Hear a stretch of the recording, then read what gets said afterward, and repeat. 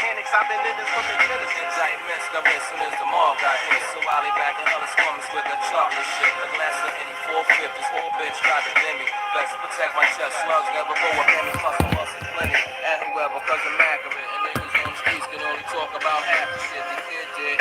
20 years decided to if I had the guns and money. First day at the birth. Come up north since I was younger. 4th grade. The ghetto players hunger. Run up blasting. Fuck ass. The niggas make a wonder. I'm on some jaw fruit. Snort the kid shit again. You see me be a satellite inside the Libyans. My real team flip bricks. We got the king bitches. We're gonna get into this tonight. Farm card, street bitches.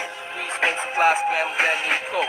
That's a lie. If I die, I'm leaving my seat broke. You know the situation, all physical place you in. Too late before you recognize the fucking face you in. Step back, cock the Glock, car race again. After this, you look before the kid, but in the niggas be stuck, dead in the game, we don't remain an honest citizens. Bitches be fucking minions, scandals be filling up the pen. I pace the Marriott, girls with scotch anticipating. When will I make it? Yearning for riches, I can't fake it. Bulgari like Paris, Da Vinci bags, cushy ass, Cartier my bottles, Cherokees and presidential cottons. On the real, jealous niggas be feeling still. Gotta make a meal for penthouses on top of the hill. What the fuck, I wonder if rebellion will lead to struggling. Plus the fast be bugging, pilot holes before the snow be thugging. Bankrolling measurements improved. We got shit to move to re-up and stashing up a couple bucks. My luck, today your destiny, invading you like destiny. 199 deep, follow the beat and FTDs. Why we pushing trees with Pelly saying Scarface, quality shoes and Cuban links and diamond jewels. Smoke a pound or two. Gotta connect us from polluted pharmacies banging. Don't run from us, don't be no slanging. What the fuck stuff? Establishment strictly for rubbers, Philly finest be up. Videos be sporting versatile metal hoodies in town. Millennials be stepping starrooms, infrared beams, desert eagles be built to keep the shit for all my people. The peons, they say you're not a safety filled with the chopper. Bolivia, rockin' the Strata. Before the now, ice rocks up on the stocks. Mommy, Lucha Grande. Lead to Vegas, that be the hideaway. Handling shit. In 97, you would die. Y'all gonna hear how this got started. Famous Tank and Wayne from New York came to Philly and put everybody down with blunts and gave us this style. Met me and my twin brother in the early 80s. And the rest is history. We're gonna show y'all how Philly got their style through New York. Hip hop, fashion, smoking blunts, all that is a combination. Me and my twin brother, the famous Tank and Wayne. And y'all gonna hear from this brother right here himself, how he break it all down. And then I'm gonna break the rest of it down. It's about to come on. We all good one tonight, y'all. We all legends. The famous Tank and Wayne from New York. Meet the famous twins, Hakim and Mikey. The game is to be sold, not told.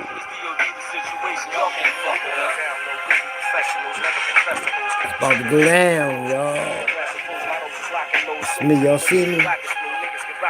Y'all see Tank and Wayne. About to get this thing down. Woo!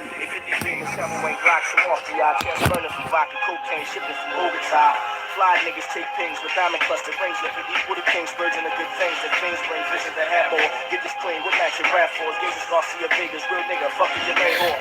This shit deeper than y'all think, man. I'm about to give y'all my side of the story. Of why I am who I am.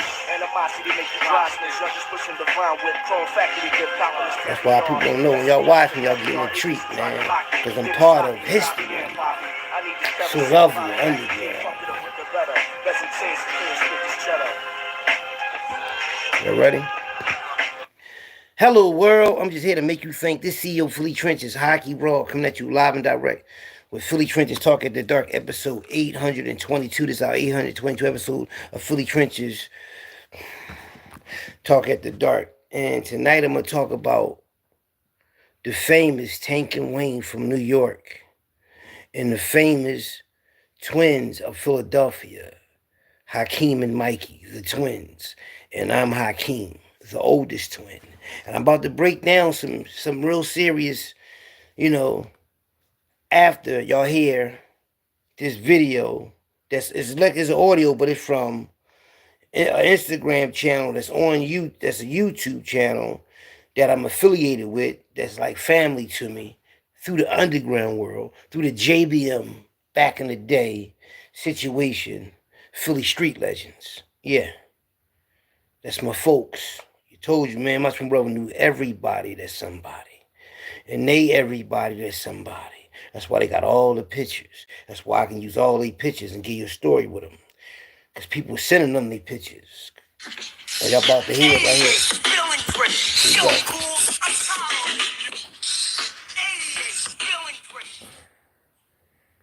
This tank. About to hear it. Who was y'all at on this pic right here? On this picture, we probably was on our way to a club. I can't even say what club, but you couldn't tell me I wasn't from Brooklyn, Bedford-Stuyvesant Project. My homies, they was from Bedford-Stuyvesant Project, Tank and Wayne, and in the picture is Easy B and my man Jimmy. Yeah, I mean, we was rolling with them niggas back in '82. So what they doing now? So what they doing now? This in Philly or this in New York? This in Philly. They moved here from New York to Philly in the '80s. But they kept their New York swag. When they popped up, you could tell that they wasn't from Philly. They had on their wallabies, they Kangos, they had gold teeth, gold chains that Philly didn't have. Yeah, man, we ain't even have a fucking car. We was missing a fuck. What's up, Aaron? This thing about to go down. These my folks, they from New York. They the ones brought blunts to Philadelphia. Niggas smoking weed with blunts because of him and his brother. So, what y'all was on the train or some shit? We was on a train like we from New York, nigga. Yeah, man, we from New York, nigga. We on the L. Yeah, man, we had USA skating ring on lock. Yeah, man, when we walked in there, like them niggas from New York. Yeah, man. So we had the gold teeth. So how you get with them niggas? I got with them because, you know, I've been always into criminal activity. You know what I mean? And they dug my swag. I used to be up Margaret and Orthodox back in the day. That's Frankfurt. They had a store up there called, it was a part of Kraft Brothers. It was called Kraft Plus. Kraft Plus. Plus. Credit cards. Yeah, man, I used to go in there with credit cards. They used to give me anything the fuck I wanted. Back in the day, back then? Frankfurt. It was Frankfurt, boy. And we moved up Frankfurt, 1983. They moved up there in 82. We moved up there in 83. Then we met them. That's you up there in the right. That's up the top right, right? Yeah, they just get up the top. Who on the left? Who on the left for you? On the left of me is my man Jimmy from the project, Margaret and Orthodox. 1985 up Frankfurt. Me right here. And next to him is my man Tank. Everybody in the city know who Tank is, and they all know he's from NYC. Right. He still got that swag till this day. But he never switched over and became a Philly nigga. Yeah. Talking about him right here. When you see him, you know he ain't from Philly. But he be down here a lot. He lived there. He been living here since the 80s. This the one talking, y'all. Him right here with the new style glasses. You know who Tank is from New York. Yeah. He been around since the 80s. So what kind of chain? Everybody fuck with him. Your man with the red on. That's my man Easy B. I see you got a chain with the piece on it. We got Pumas on. He got, hey man, we had every color Pumas, and we had colors that Philadelphia didn't sell. Yeah. There was one store that had all the Talking about that Pumas. It was called the Camera Shop on Germantown. Talking about the Pumas, man. They had colors that other stores didn't have. Yeah, man, like the money green was with the white stripe. The peach color with the cream stripe. Yeah, man, we was from Brooklyn. Let him give y'all the story, so I'm gonna give y'all the second half of the story. Before y'all rolling out, or? Yeah, when it was time to roll out, we used to be 12 deep. We had every color Sherlin on with the hat to match. Everybody had big gold chains with their name on it. Yeah, I mean, custom chains. And this what year was this? This like 82. Damn. Yeah, this 82. Yeah, see, I had hair, nigga. That's him right here. I had hair in 82, nigga. Yeah, I came across this picture on your page. I'm like, man, this picture fly as shit. See, Philly and New York got together in hip hop, man. And that's how Oh, they all still around? Philly and New York always had a good relationship. After all these years, none of these niggas never switched up or changed up like Philly niggas do.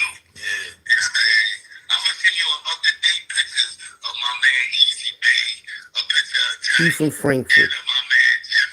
And he from New York, but he lived in the projects. And yo, so what was they hanging? They from New York. What was they hanging at? North? We was hanging at everywhere that was popping. We just want to USA. We just want to the YMCA. We just want to fuck up all the clubs. That's when clubs was open back then in the 80s. We had so many clubs that we had USA on lock. USA skating rink. We had that thing on lock right there. Anybody that used to go to USA, they all know us. You know what I mean? Well, I'm saying, like, all right, but where did they stay at, though? Like, part of Philly and shit? Frankfurt. Red brick. His sister was in my class when I went to elementary school. Nicole. I'm gonna break everything down to y'all.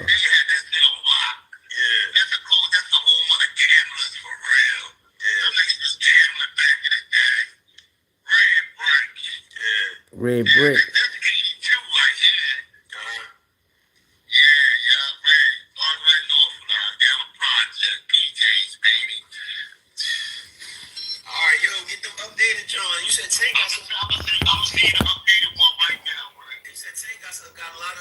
Now listen, right? Now, the one that was at the bottom, the dark skin one that had the gold teeth in his mouth, Tank and Wayne. Now that's the one that they moved to Frankfurt in 1982 from New York, but they never left New York. They used to always go back to New York on the weekends to go to the parties and everything. They the ones brung sheepskins back to Philly, the leather blazers like Run DMC used to wear them leather jackets with them Barcelona hats. These boys used to dress just like Run DMC, right? Now, we moved in Frankfurt in 1983. Now, my cousin lived in the projects. Now, my cousin CJ and Peter and them lived in the projects. On the end row lived Tank and Wayne. And his sister and his mom and them. And the youngest sister, Nicole, was in my class, 5th grade and 6th grade. We graduated out of elementary school together. But I got cool with her brothers because they used to go to the club on Frankfurt Avenue called Club Pizzazz. I used to sneak in the club at 9, 10 years old with Sharoy. And I used to see Tank and Wayne in there with his sister, his older sister. It's Francine. And I think Francine, one just passed away. But I know all of his sisters. I know his mom, I know the whole family because I got a chance to meet them and know him because I know everybody in Frankfurt. So when I got a chance to meet them, I didn't know my brother Sekou had met him a year before we moved up there because Sekou used to boost and go to the malls. And one day they stopped down in the projects and my brother said Tank and Wayne gave him the blunt. It's the first time he ever smoked weed and that shit like knocked him out, made him like fall asleep on the bench. Now Tank and Wayne was the first ones to bring like Philly blunts to crack it open and all that and put the weed in and all that. That shit hit Frankfurt first from New York because of Tank and Wayne. It's the same way me and my twin brother used to go from Frankfurt to North Philly.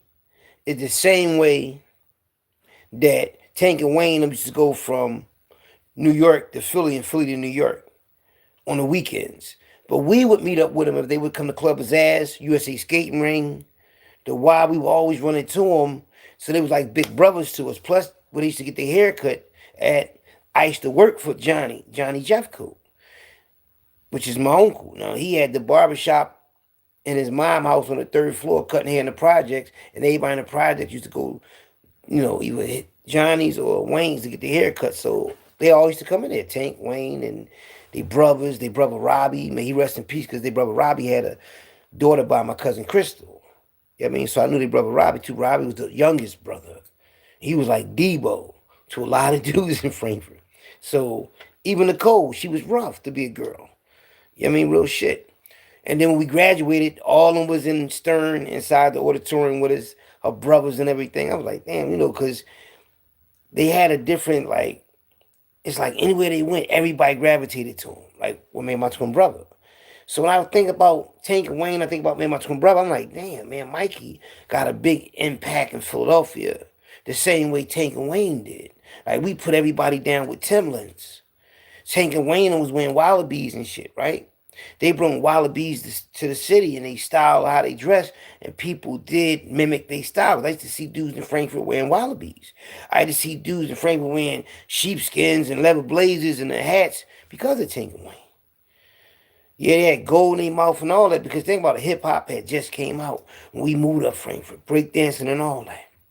You know, because in New York, they had all these gangs, right? And if all the gangs wouldn't have come together and just cease it to start reciting poetry and dancing, gang wars still be gang wars on another level. But because they stopped, and all the Puerto Ricans stopped and got in hip hop and breakdancing and all that, that's what really took hip hop to another level. Because it wasn't just about music or DJing. It was the dancing, the expression of it was the breakdancing, the pop locking, yeah, and all that, like, yeah, and the freezing up and all that old shit. So when Tank and Wayne came from New York, they would come with other New Yorkers, and they would take people from Frankfurt and Philly over to them clubs and listen to Schoolie D and all that. So they was up on game from the rip. And I used to gamble against them. And main man, right, Frankfurt Project Red Brick is probably not, well, I don't know if it's the mecca of gambling, but they always gamble. When I lived down up in Frankfurt, they always shot dice. They always smoked weed. And my cousin, truth be told, had all the weed. My cousin Buster. You know what I mean? Because my cousin Claudia and them, I mean, back in the day, they was getting money for Buster. And he had another female he was dealing with in the projects. Getting money for him. So they had the shit on lock. And then everybody in Frankfurt like family anyway, you know. But when I used to watch them come inside the club, whoo, they could dance their ass off. And they used to like dance together. Like in the same rhythm. And they used to take a lot of pictures. They used to pose a lot. And this before magazines even came out with hip-hop magazines and all of that shit. New York was in Philadelphia on another level. We seen it. We seen it, that explosion of it. So that's why I try to tell you, when I came up, and my mom moved us in the right section of the city at the right time when hip-hop exploded. You know what I mean? When it happened, even though I heard the music when I lived on 28th and Diamond, but we moved to Frankfurt, that's when I first seen breakdancing. That's when I first seen New York, like, up close. So they just seen it on TV, Run DMC and all that. Tank and Wayne, they were like the same to me because of the way they was dressing. They was dressing just, you know, you might see it on TV, Run DMC with that leather shit on, but to see it in person, I don't know how much them leather jackets cost, but them Jones was some Boston shit. They was boss, and everybody hung around them. And they taught you how to take the weed and well, the rapper with the shotgun and all that. And my Aaron, the one I showed y'all the picture of, he got hooked. I mean, not hooked, well, used to doing it. And everybody in Frankfurt was smoking blunts. I'm talking about 82, 83, 84, 85. Blunts didn't really hit Philadelphia till like 88. You understand what I'm saying? Like, so Frankfurt had the luxury of smoking these blunts and going, like, traveling for different neighborhoods, and they got to worry about it not being there. They can go in the store and just grab them, and people are like, damn, what the fuck he doing? They don't know. They think he just smoking cigars, but no, they just dump that shit in the middle of the street. Boom. So they did Club Pizzazz or USA Skate. They used to get their props, though. Everybody knew who they was. Like my cousin Darren Swift, he was another one who I said his son used to play for the Eagles, Swift. Well, the father, he was another known dude in the city in that hip hop scene, them parties and all. That's when there was parties everywhere back in the day. What? High school parties, dollar parties, and they was coming from all over the city to come to Club Pizzazz. In New York, right. New York, they would come like at least 20 deep. Probably more than that. And the females. And you be looking like, damn, the fuck they get this? Because they looked like, it was just different to see it. Like, to see the jewelry and all that. The way they wore their jewelry. The way the way they wore their leather jacket was like they was in the mob. That's how they was like. They had that persona, the gold chain, the gazelle glasses, all that. This shit was the New York shoestrings, and they knew how to rap. The motherfuckers was rapping back in '83. You always had something cool to say. And everything was fresh. You look fresh. That's dope. You know what I mean? So it was a different lingo. It wasn't about nobody wearing no tight clothes, none of that shit. And then R&B was a big thing. Force MDs, love songs. Yeah, it was cool to have girlfriends, man. It was cool to have all the girls up on you and all that. And plus, Tank and Wayne's sister used to be my girl cousin Dawn. My cousin Claudia's other sister. They all used to be cheerleaders for the Frankfurt Chargers when I played for the cheerleaders. I mean, when I played for the Frankfurt Chargers. But they was the 130s and we was I was on the 85s. That's how old they is. They on the 130-pound team cheerleading for them. I'm on the 85 team. Tell you what, I'm like 9 years old playing. And then as I got older and all that, they was just start playing for high school. And they was all cheerleaders for Frankfurt High School. But they all stayed, they was girlfriends like forever. Yo, Tank and Wayne, man. And then like anywhere they went, I'm talking about anywhere in the city, people knew them. And it was because New York, like they parties in the culture over there, it's more people. It's like I don't know what it is about it, but they just, to me, I think they go a little overboard for us. How they do shit, like they be just too hype. But the hype of the better over there, you know what I'm saying? But I fuck with New York. We always did. Everybody fuck with New York. That's why when any rapper used to, like, that's when LL Cool J was the boy.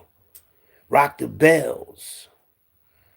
You know what I mean? I'm 9, 10 years old in a fucking club, man, while Rock the Bells on. Watching Tank and Wayne, my cousin Darren and them on the dance floor dancing, how they dance, and all of them had rags in their pocket. They used to be sweating and shit, so they wipe their face off. And they used to just vibe off the music all night long. That's what made me like to be in the nightlife. I said, I like this type of shit. The females, too. All the females, they hung together. If it was altercation, it was just a fight or a beat down. You was somebody getting rolled on or something like that. I got to show y'all the pictures, too, because I got some pictures to show y'all. A Tank and Wayne and how, because you know how people like, oh, you don't know them. I'm about to show you the picture of me and, when I was at a party with them a few times. The clubs, I gambled against them. They know when I was up there getting money in 99, 2000, before I got the black Lexus, I used to be up in Frankfurt gambling a lot, a whole lot. And I used to lose and I used to win. So I wasn't scared to bet against nobody. They're not niggas be scared to gamble and scared to bet. What the picture was that? What was that? Ain't on there. My fault, y'all. I thought it was it's in these pictures. Yeah, man. Here, this it right here. Well, actually, I got it. And this I can show you this part. Same thing. Now that's him when he's younger. Hold up. That's all of them that's on that channel that y'all just heard, Philly Street Legends, right? And he was talking to him up top. But he was talking about coming to Philly with him. Tank and Wayne, that's him when he older, right? And that's me, and it's like 2012 or 2013, beginning of 2013, inside this party of Germantown. Like the who's who had a birthday parties. Ratchet Face Nate, Daryl Schuler, all of them had the party, and the whole city came out. And this one I had my apartment up Logan, I had my braids. But as you see, this is me right here, right? And that's the New York legend who brought blunts to the city, him and his brother and his family, and how he met me when I was like 9 years old. Because his sister was in my class. You know what I mean? And, yep, so you know what I'm saying? So we got to give him his props. And I did. Matter of fact, there's a picture that I got of him that I want to show y'all that's in my pictures, right? I don't know if they're in these pictures right here, though, but it's these pictures I got to show y'all of them. Hold up. Turn this around real fast so I find a picture.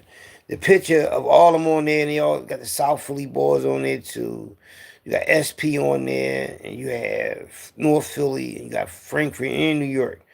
But them boys knew everybody known. But it was fascinating how they would just leave Frankfurt. And they, you know, they families from Africa. You know what I mean? And they from, I think, Bed-Stuy Project, one of them projects in New York. But when they moved from New York to Frankfurt in 1982, we moved to Frankfurt in 1983. And when we get there, everybody that we see is hanging around them. So when they first moved to Frankfurt, people just flocked around them from the rip. Because of their swag, because of their personality. Because they just was really them boys. And then their sister, Francine, I think Clevette. I think that's the sister's name, Clevette. If I ain't mistaken, I hope I ain't saying that. This is Robbie right here. And Robbie passed away. He got murdered. But this Robbie, the younger brother, and that's Robbie's daughter by my cousin Crystal. Robbie was a thorough motherfucker, man. He reminded me of Bobby Brown for some reason. All the girls, like, that's why my cousin Crystal fucked with him, because she was somebody. You know what I mean? And Robbie was thorough with me, though, man. His sister looked just like him, though. You know what I mean? His sister, she looked like him. Nicole looked like him. She just a little lighter, though. But yeah, though, all of them, I'll show y'all the pictures. I got them back up. Show them again, Robbie and I went to the wrong thing. Put it on Facebook. But yeah, though, Robbie, when I first met him, cause he like a couple years older than me. You know what I mean? But I don't know, he used to always hang up Sugar Hill in Frankfurt. You know, Sugar Hill was a known drug situation, but my cousins and my family and them had it first with the weed. And I used to spend that over their house all the time. My cousin Buster dropped that package off there on my aunt crib, and you know, my aunt daughters and them started moving that shit, and they was getting money.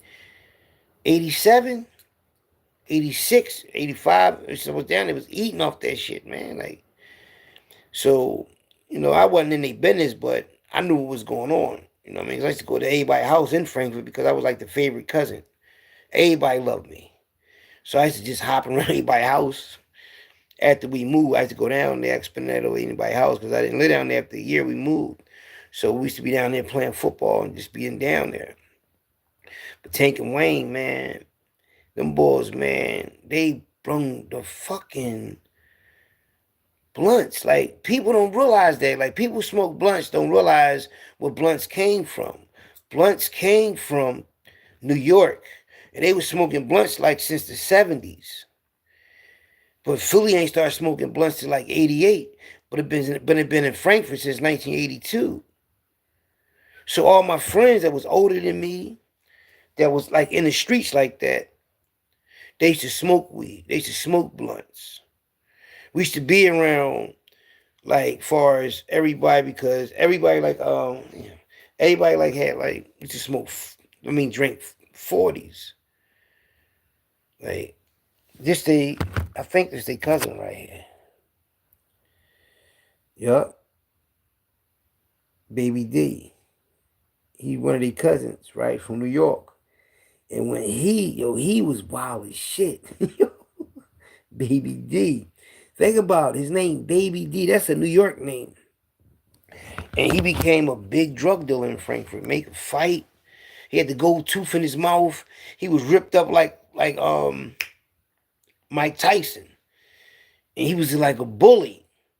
You know what I mean? And he was thorough though, man. He was always like, they just was so loud. He was like never quiet when he was around, man. Yup. Was getting that fucking money up Frankfurt, man. On the ones and twos. And I'm glad I was up there with him because growing up Frankfurt at the right time, at the right age, and being around them and having them like as big brother. That's why when my older brothers and them went to jail, or my father and them went to jail, you know what I mean, and my uncle was murdered, we moved to Frankfurt. It's like Frankfurt like filled in all of that. We had brothers, cousins, uncles, father figures, like, and that's how they treated you. And they really taught you a lot of shit. And you know what I mean, if you had a problem, you went to anybody that was like a brother or a family member to you, they, I mean, gave the answer. I mean, they helped you. And I didn't realize that to now, man. Like, I'm talking about thorough too. Not on no hating shit. And knew that I played football and knew that I was wild in them trenches. Didn't judge me. You know what I mean? Actually embraced it and accepted it. And like this boy right here now, he was one of the ones that I first used to see always smoke blunts. Aaron Fryer. Now, what he used to do, he used to leave some of the tobacco inside of it. That's how they used to smoke it at first. They used to leave some of the tobacco inside of it. They used to throw the whole Philly shit out. And the way they used to like give somebody a shotgun, they, you know, the plastic that's on the Philly blunt, they won't rip that up or nothing. They just cut it like a little piece to open up the blunt, but they'll make sure that plastic is all right with, though they can give somebody a shotgun from the other end. Yeah, Aaron was like, yo, I'm telling you, man, like, we used to be around, it used to be us, my little Wolfpack crew. When we first started, we used to be around Tank and Wayne. Because Tank and Wayne and them and their family, they used to be outside in the project, but out back in the baseball field they play baseball at, and just sitting out there on the pole on their porch. And I used to always got to walk by them. And they used to always come and see me play football. They was there when I won a championship and everything. They watched me, man. They watched me like do my thing. And plus they know I used to work for Johnny. I mean, I'm around all the thorough motherfuckers in Frankfurt. And but you know what though? Tank and Wayne and them, they never used to say they was from New York around me or act like they was from New York. They just was going to New York and coming back. Yeah. What's up, homie? What's up, A? Who this right here? We're gonna see. Hey, yeah, what's going on? Hey, yeah, Aaron, I'm about to show them pictures, man, because this right here, that was a JBM picture I just showed y'all. Because Aaron was in the JBM. When Mikey got in the JBM, Aaron was there. I wasn't there, but Aaron got sworn in the JBM when Mikey got sworn in. Yeah, because they was down there. Mikey and Aaron was down there with the big 44, Magnum revolver, guarding the JBM door. But Aaron wound up going, I think, down Puerto Rican Badlands, hustling with the Puerto Ricans, and Mikey wound up just hustling for the JBM and stopped. He wasn't band security no more, you know. But yeah, though, the blunt, that shit started. But a lot of people might want to like argue about it, but I know where it came from. Because I lived all over the city. We lived in North Philly. They just was smoking weed with top paper. Because when we used to boost and go to the mall and all that, a couple of dudes older than us, they smoking weed. They taking pills and drinking syrup. They smoking cigarettes. They ain't wasn't smoking no blunts. They was smoking with top paper or easy water. And then when people stopped smoking with top paper, with the easy water, but they were smoking easy water for a long time because I was down Richard Island, North Street Projects, Cumberland Street Projects, Blumberg, Pentown, 10th and Thompson, Cambridge Mall, you name it. Johnson Homes. I was in all the projects in North Philly before we moved to Frankfurt. And nobody, because we boosting, so we moving around. And you moving around when you boosting, you gonna see a lot of shit. You're gonna see guns, you're gonna see sex, you're gonna see, because you're in the underground now. Because you still in there, you selling clothes in the trenches. And what nobody smoking no blunts but Frankfurt. Yeah. When that song came out, For Some D's, well, man, what was that? Crush Groove? Here I lay all alone, tossing, turning, longing for some of your tender love, tender love. Remember that joint came out, Tender Love? They was smoking blunts. When B Street and all that shit came out, North Philly wasn't smoking no blunts. They didn't even know what blunts was. So that's the reason it's important to understand information is important. Because the information that me and my brother was accumulating back then was giving us power. Because we was moving around the whole city seeing certain shit that other people in the city wasn't seeing. Like what came out first. Like when we went up Erie Avenue, crack had just came out. It wasn't up Frankfurt, it wasn't nowhere but Erie Avenue selling crack. It was only right there. It wasn't nowhere else in the city. Ethan Butler was getting rich off selling powder. And they made CNN. And all of them drug dealers from Ethan Butler, the young boys, they went to school with me. Now I'm boosting, and at the time I'm going to Harding. We on the train, we robbing people. Going to the mall, stealing. We ain't selling drugs yet, right? But them dudes that's going to junior high school, what it is, they niggas come to school with jury on and all that. So that's when Chicken Not Feet from Frankfurt. They was taking Wayne and them young boys at one point. He started hanging down Ethan Butler because he started hanging with the niggas that was getting money that used to go to our school. They just catch that 56 trolley. It used to be Logan, Erie Avenue, Nicetown, and some other neighborhood used to go to Harding. And if you went from Frankfurt and that shit went down, you running for that trolley. Because I remember who got chumped, who got beat up, and all that when Frankfurt went against other neighborhoods. I really felt sorry for a couple of them niggas. They was alright with me, man. I ain't want them. And I stopped a lot of shit from happening because the rough niggas from Frankfurt was my homies. Same niggas on my football team. Woody, Kasim, and all them. Junior and all them. Yeah, they the ones was the bad boys of the school. Joey Tunstall and all them, but they was my homies. You know what I mean? And the niggas they was about to do something to, they wound up being wanting to cool them, but yeah. Yup. Tank and Wayne. Francine. Dart. Yup. Francine. Is yup. Nicole. Nicole is the youngest sister.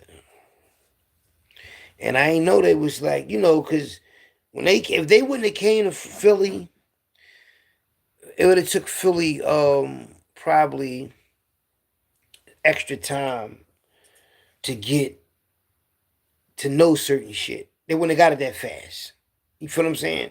And by blunts coming through Philly by way of New York, Tank and Wayne, when people in Frankfurt start smoking it and people from all over the city start coming up Frankfurt, the club, to go to school, they would go outside and smoke weed. They'd smoke the blunts.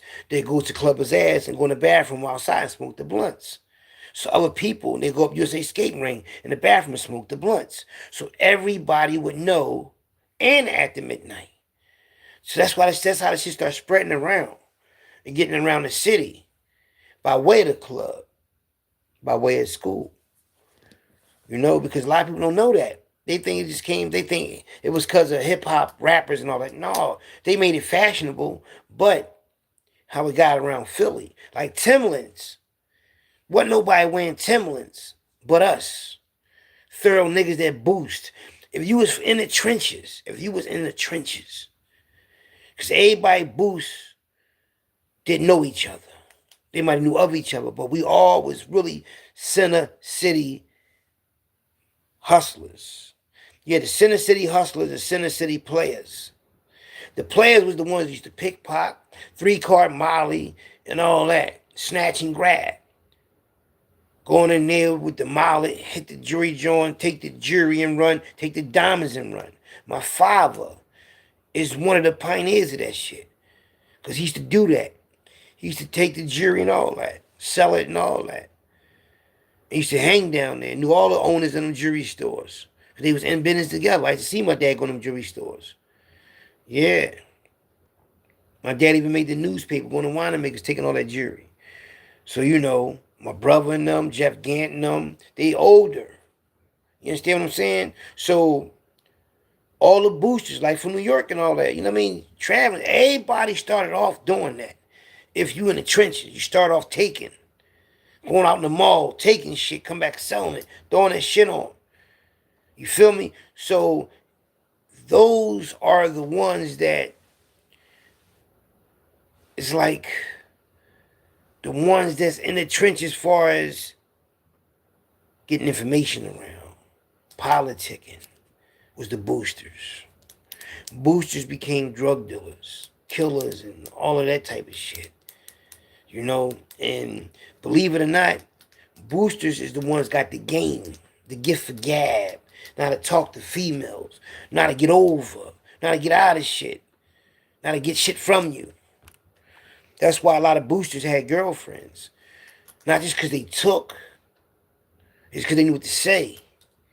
So when we came out with it, because everybody that boost in Philly knew what Timberlands was, because when you used to go to them department stores like Marshall's or whatever stores was out back then, and you looked at the stores like Al Goldberg, the Army Navy store, like what they sold, that nature shit, that hunting shit.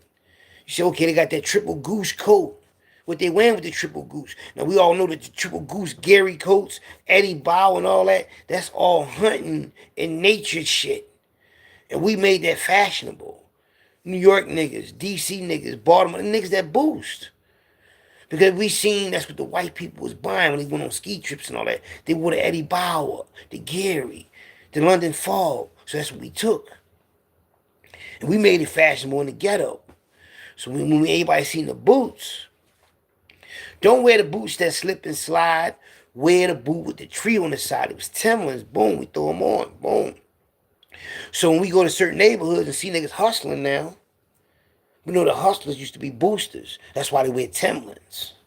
That's why niggas down Richard Island wore Timberlands. Niggas up 17th and Jefferson, 29th and Jefferson, 26th and Oxford. Yeah, only niggas that got money was thorough wore Timberlands. Everybody wasn't thorough. If you was from New York, you wore Wallabies and Bally's. That was the signature of being thorough from the city. But you from the bitty, you from Philly, from the bitty, you wore them things, man. Yeah, don't wear them, don't wear the boot that slip and slide. Wear the boot with the tree on the side. Mikey made that up, my twin brother. You know what I mean? He had the Eddie Bauer shit on. Mikey was raw, man. He wore the Eddie Bauer. You understand me? If it ain't Eddie, it's Petty. But when Tank and Wayne and them was doing their thing, Pumas was out. Levi jeans. Them used to wear the Lees. Remember the Lee jeans that Run D no more? They wore the Lees.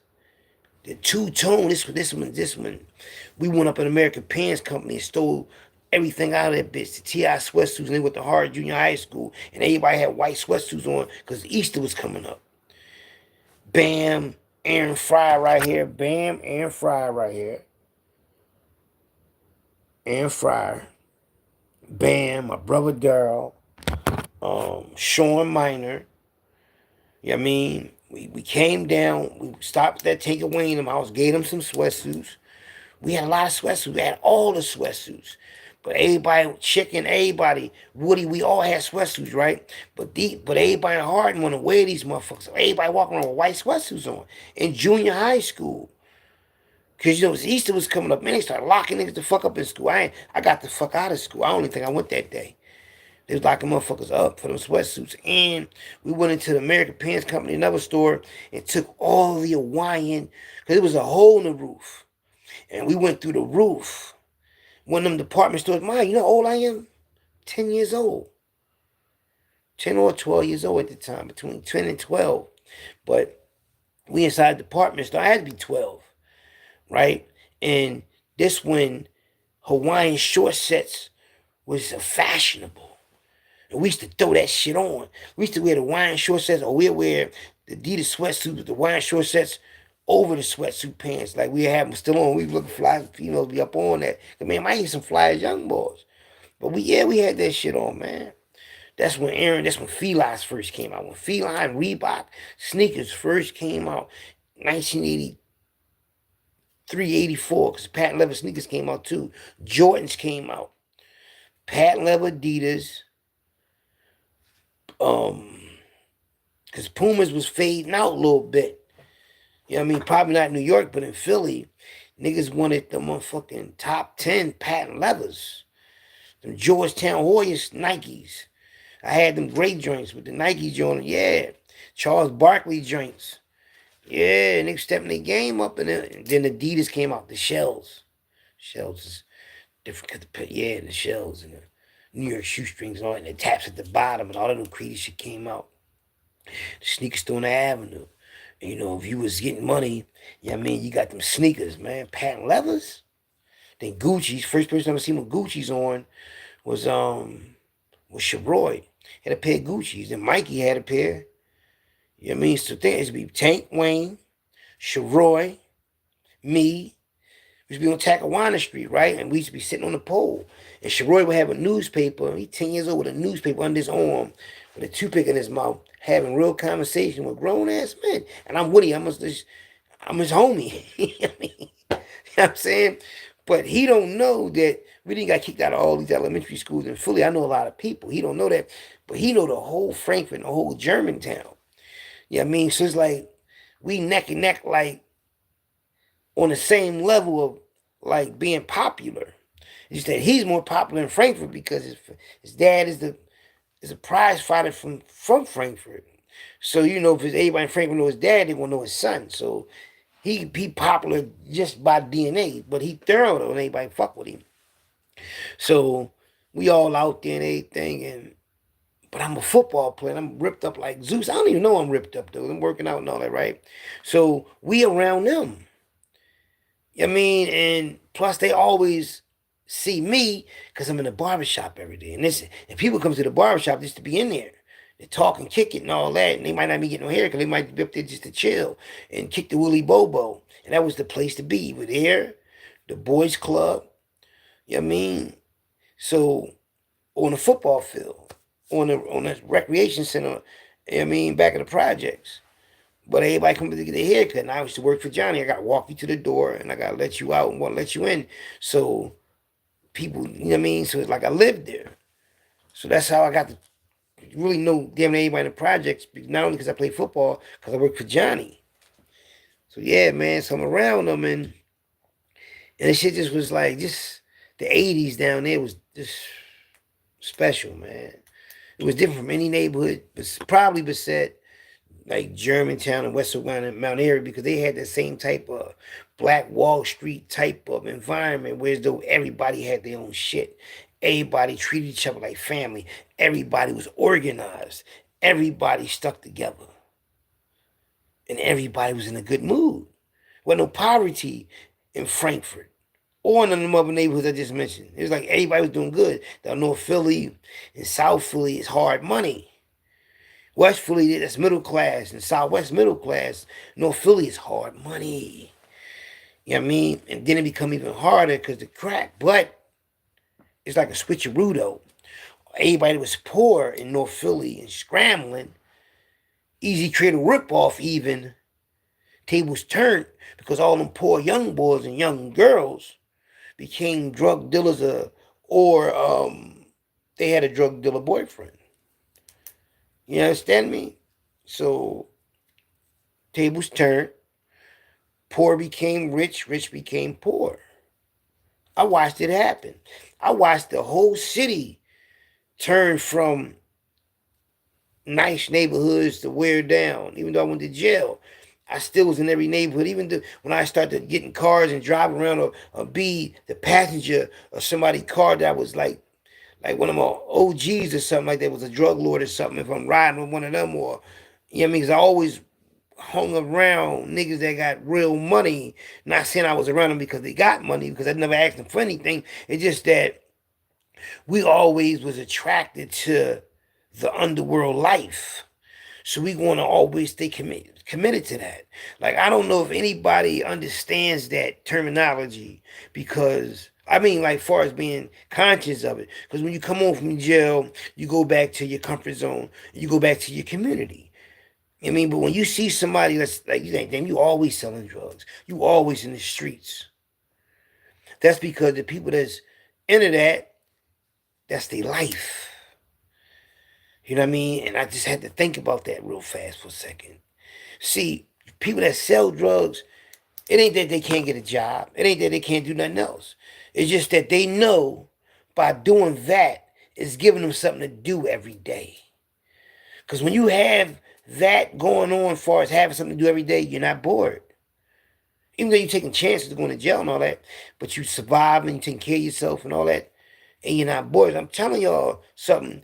This is why people sell drugs and be in the trenches, because they don't want to be bored. And that's why people get high. I mean, to get away from their problem, they want to be bored. And that's really the answer to all of that shit. If you create another way from people to stay busy and like what they're doing and they get benefit off it financially, they'd do that. They wouldn't even sell drugs. They wouldn't even be worrying about hurting nobody. Only time a person to get hurt, it'd be from disrespect.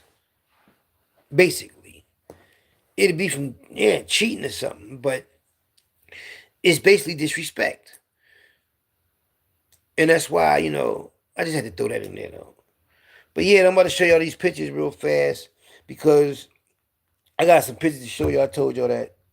Because I got 3 phones on me now, y'all. So I get to show y'all pictures. Like this one picture I want to show y'all with Beanie Siegel.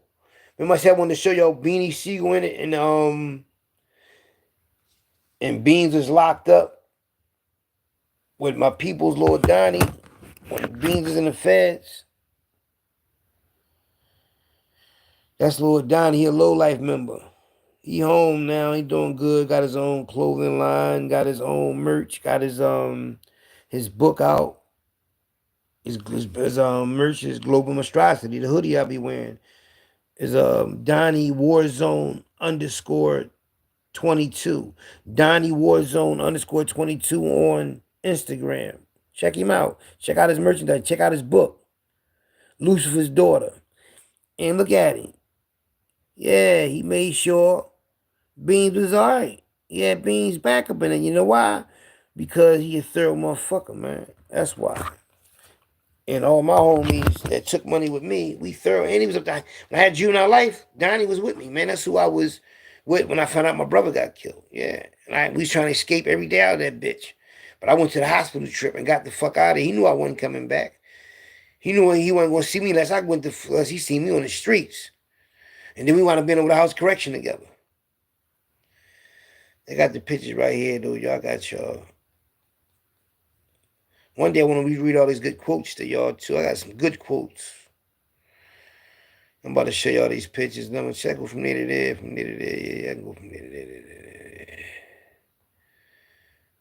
All right, we're going to go from the gangsters. From the gangsters on down. All right, here we go. I don't know if y'all seen some of them, I ain't sure. I should play that goddamn music too a little bit.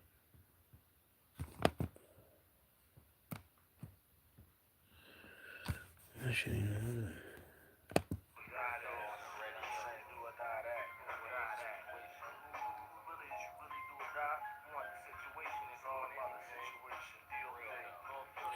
This Romeo right here, that's not Fee brother. They all from Frankfurt. I came up from North Philly 9 years old and became Frankfurt. Just like Tank and Wayne came from New York and became Frankfurt. That's me. Went up from Frankfurt to Erie Avenue, became Erie Avenue. Went down North Philly and became North Philly too. Rest in peace, cousin Wayne. Knowing you, my brother Daryl, my son. Me and Mom Dukes.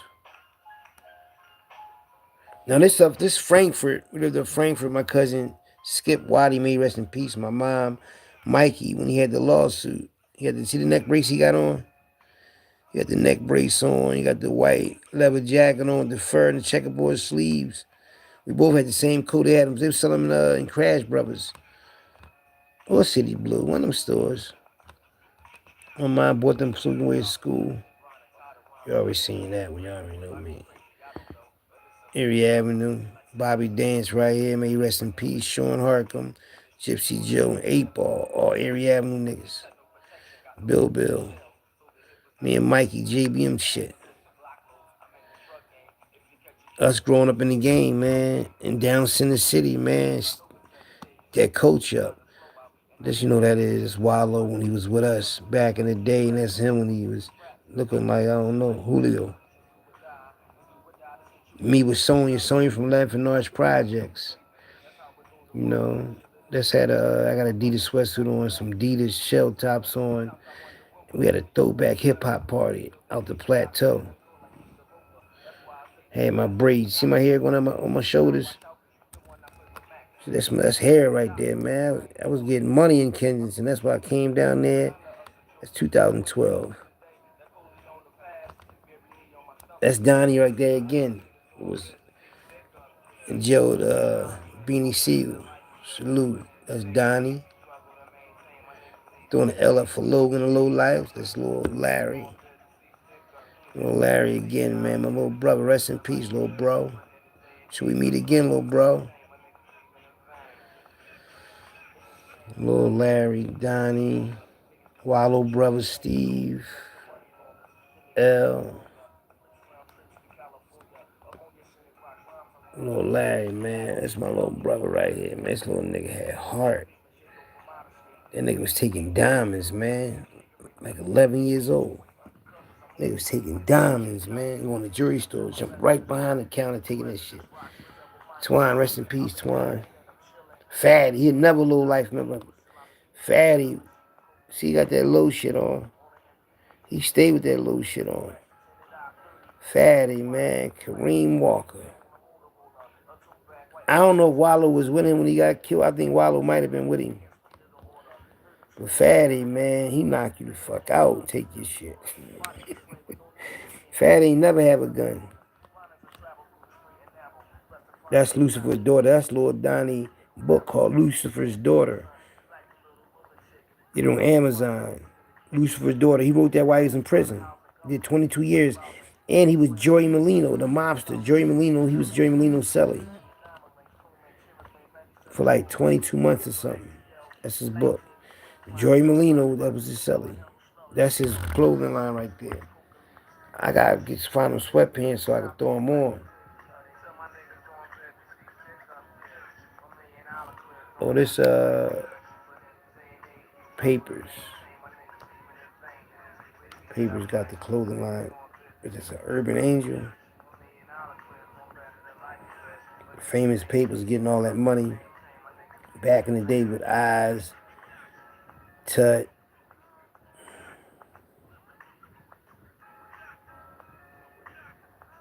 I gotta do a live interview with him, like far as one-on-one, like me and Papers just sit down talking, like we always talk. We just sit down and talk. Two bosses talk. You know what I mean? He the only one I ever seen fix a house up by itself, a whole house, and it looked like a club, like a whole club scene. I remember the shorty I used to mess with, right? Where's she from? West? She's from Southwest. And I introduced them to each other, right? Because, you know, he used to always see me with different females anyway. She used to tell me, I used to, you know, she was like somebody, was like, not nobody, like, she was my little buddy. But she gonna say, yeah, I used to mess with Papers. She thought I was gonna get mad, right? Why would I get mad? You know, the hoes is for everybody. I'm not calling her a hoe, though, but, you know, some people say he wrong for dealing with her knowing she was with you. Not if he always seen me with different women, and not if he know that you was not my girl. You just was, I mean, I don't know. I don't take nothing personal. I ran into her after that, though. Years later, a few years back. She's working at McDonald's. I gave her a ride home and everything. We still was buddies, though. You know that is? That's King Tut right there. You got the King Tut from New York. This is the King Tut from Philly. See, the King Tut from New York, he was known for sticking up people and all of that. See, he used to take money before he became like a pro boxer and all that. And his family, I don't know if they from Africa or Jamaica. They from the islands, I think they family, but they rich. And what happened is, who this Malika Rashid thing? Who delete their message on here? Anyway, his cousin Tanya, which I was just writing in my magazine, aka Candy, used to go with my brother Sekou when Sekou first started getting married on Erie Avenue. This boy, he used to take like, like when the check cashing place open or the money bags from the Brinks trucks, he used to take money, like he used to snatch money bags. Yup, it was a crew of them. But I don't know if he was with the Zulu, because I think Zulu Nation had a major team, even though he's from Norris Street. But his cousin Montez, that's my man. We good people, we cool with each other. Me and Montez, we cool with each other. Let's tell that.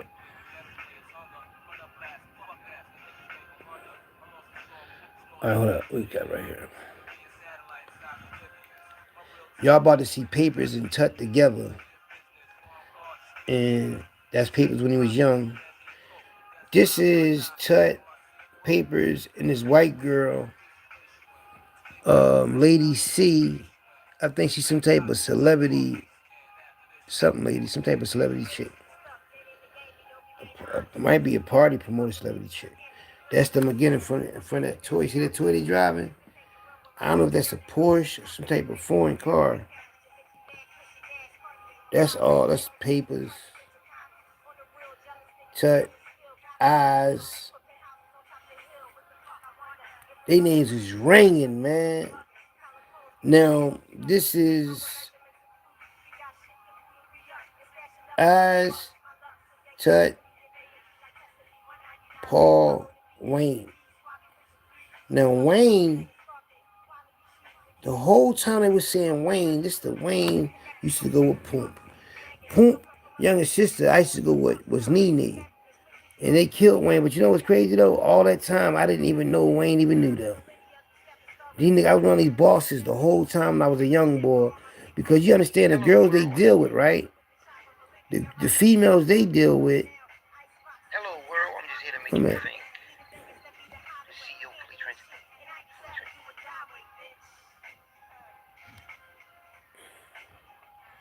Like the older niggas, here's the picture I wanted to show y'all. Tank and Wayne. They right here. See, this is the one I was on a picture with. This is brother. You got Tank and Wayne with Showtime. Sharoy, this the one was 10 years old who had the Gucci's on down Frankfurt that I used to be with. He the one who ate up Germantown and Uptown in Frankfurt. Now Tank and Wayne is right here. South Philly, Keon, North Philly. What up? My fault, y'all. This Keon right here. This Reese Brody from North Philly. South Philly boys, Frankfurt boys. I think this Daryl Schuler right here. So this is, I don't know where they at, but I know I was locked up when they was on this picture. But the city always come together, like everybody that's getting money know each other, but no, not all these pictures, because, yeah, probably now, but I always had these pictures. Yeah, but, Philly Street Legends, they my peoples. I know Lil Dre and them, but I had these pictures first because he the one got all the pictures, Showtime. And everybody know each other, so if I had them first and put them on YouTube first, and now they on Philly Street Legends, that's because they want them to talk about them for a second. But I'm the one know all everybody. We already know. Let me turn around for a second. Let me get something straight to tell you something. I know these pictures are on Philly Street Legends page, but they also were sent to me before they even went to the page. You understand what I'm saying? Now, Philly Street Legends, they know who I am. They even got my twin brother picture on there. They even got in touch with me and told me that they wanted me to say something. But I don't know how to do it through Instagram. They say, all you gotta do is say something and send a video to me. But I don't know how to do it. The picture of my twin brother like this and at midnight, they got that. And y'all saw that on there. How you think they got it? They went on my page, on my Instagram, and took it off and made it into their thing. Oh, they went on my YouTube, but yeah, I know them. Like, come on, I ain't gotta take nothing from them. They, listen, Lil Dre and my twin brother was like brothers when in the JBM thing era. And they up studied them together. But I know everybody that's dealing. I know Stevie G's. That's my man, Stevie G. Met him up Slayton Farms when the nigga was trying to do something to him, and I put him under my wing and took up for him. What the fuck are you talking about? I know everybody that's, you know what I mean? No, don't do that to me. And if you look at the Philly Street Legends pictures, you know most of them pictures is from where? Southwest and West Philly. So evidently, it's somebody from Southwest and West Philly who got the situation, right? Exactly. Down the bottom, Marquise and them. It's Marquise, Little Dre. Yeah, come on, I know who got that channel. They know who I am. Hockey Raw. Everybody know me. It's like I'm a movie star. I know it's their channel. I know it's their pictures. How you think? We think it'll be in my magazine, them pictures. And then everybody that's in them pictures, they family gonna receive some money. No, chill. No, dig this right. GP, whoever you is though, never. Well, go over to his channel then. Listen, get the fuck off my channel. I'm gonna just get you the fuck off here. How about that? See ya. And see you too. You know what I mean? Damn.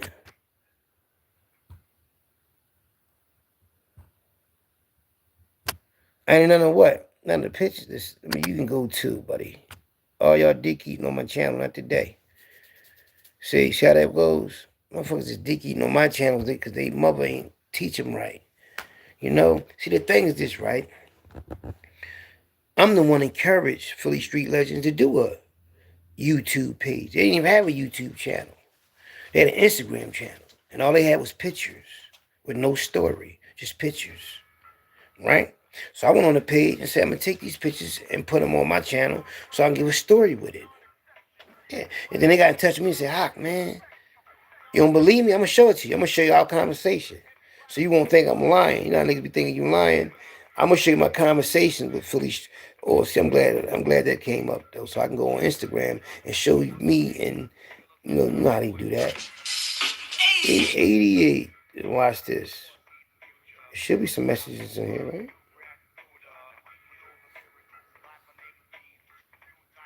I wonder what page was it? How do we get in touch with each other? What phone was it on? Was it this phone? No, we got in touch with each other and he did the thing with my twin brother on it. He wanted me, but I didn't know how to do it. He said, Hi, you gotta, I said, I don't know how to do it. I mean, I don't know how to do it. If I knew how to do it, then there'd be more stuff for me and my twin brother on Philly Street Legend page. Don't you think if I'm the most known person in the underground, period, I know I am because I know more people than everybody, then I wouldn't be on Philly Street Legend page? Yeah, I would have been on there. You know what I'm saying? If I take the pictures off they thing and make thing, till you say I ain't none of the pictures, it don't even make no sense, man. You see, I'm gonna show you something. You see little Bucky right here? Look at little Bucky.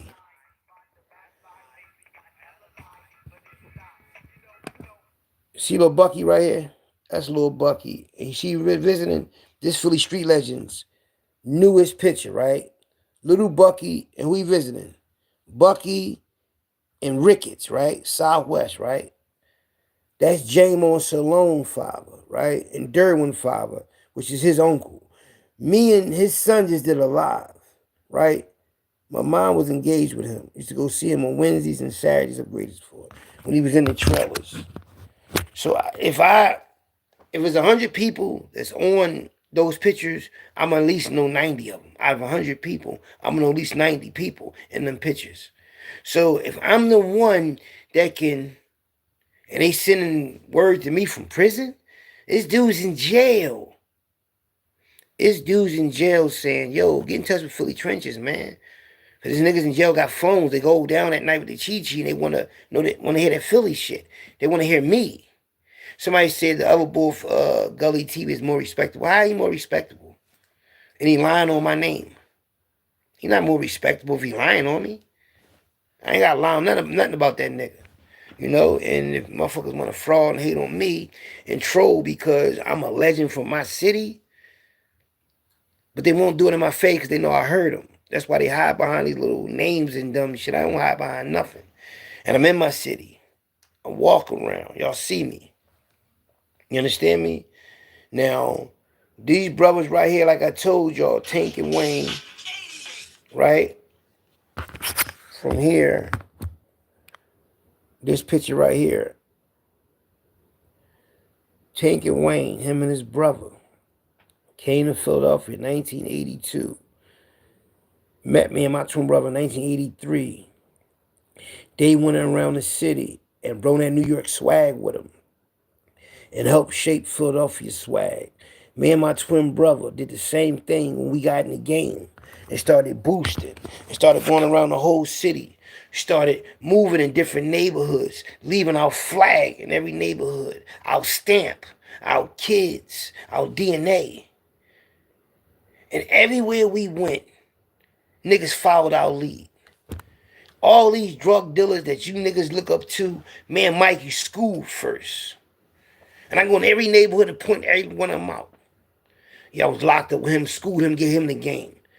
You know what I mean? Because he ain't know nobody in these juvenile joints. He ain't how to move in these camps. Yeah, I met him when I moved in this neighborhood. I went to school with him. Come on now, man. Mikey was before our time. Come on, man. How I go to Franklin and become a star running back and put them on my shoulder and give him the chip. Nobody else could do it. You know? And we was the fastest in Frankfurt, young boys. I beat Woody. Mikey beat Chicken, brother and Brian at Frankfurt High School. They was the fastest young boys. And then the faster ones than that, I raced. With no sneaks on, no socks on, no nothing on my feet.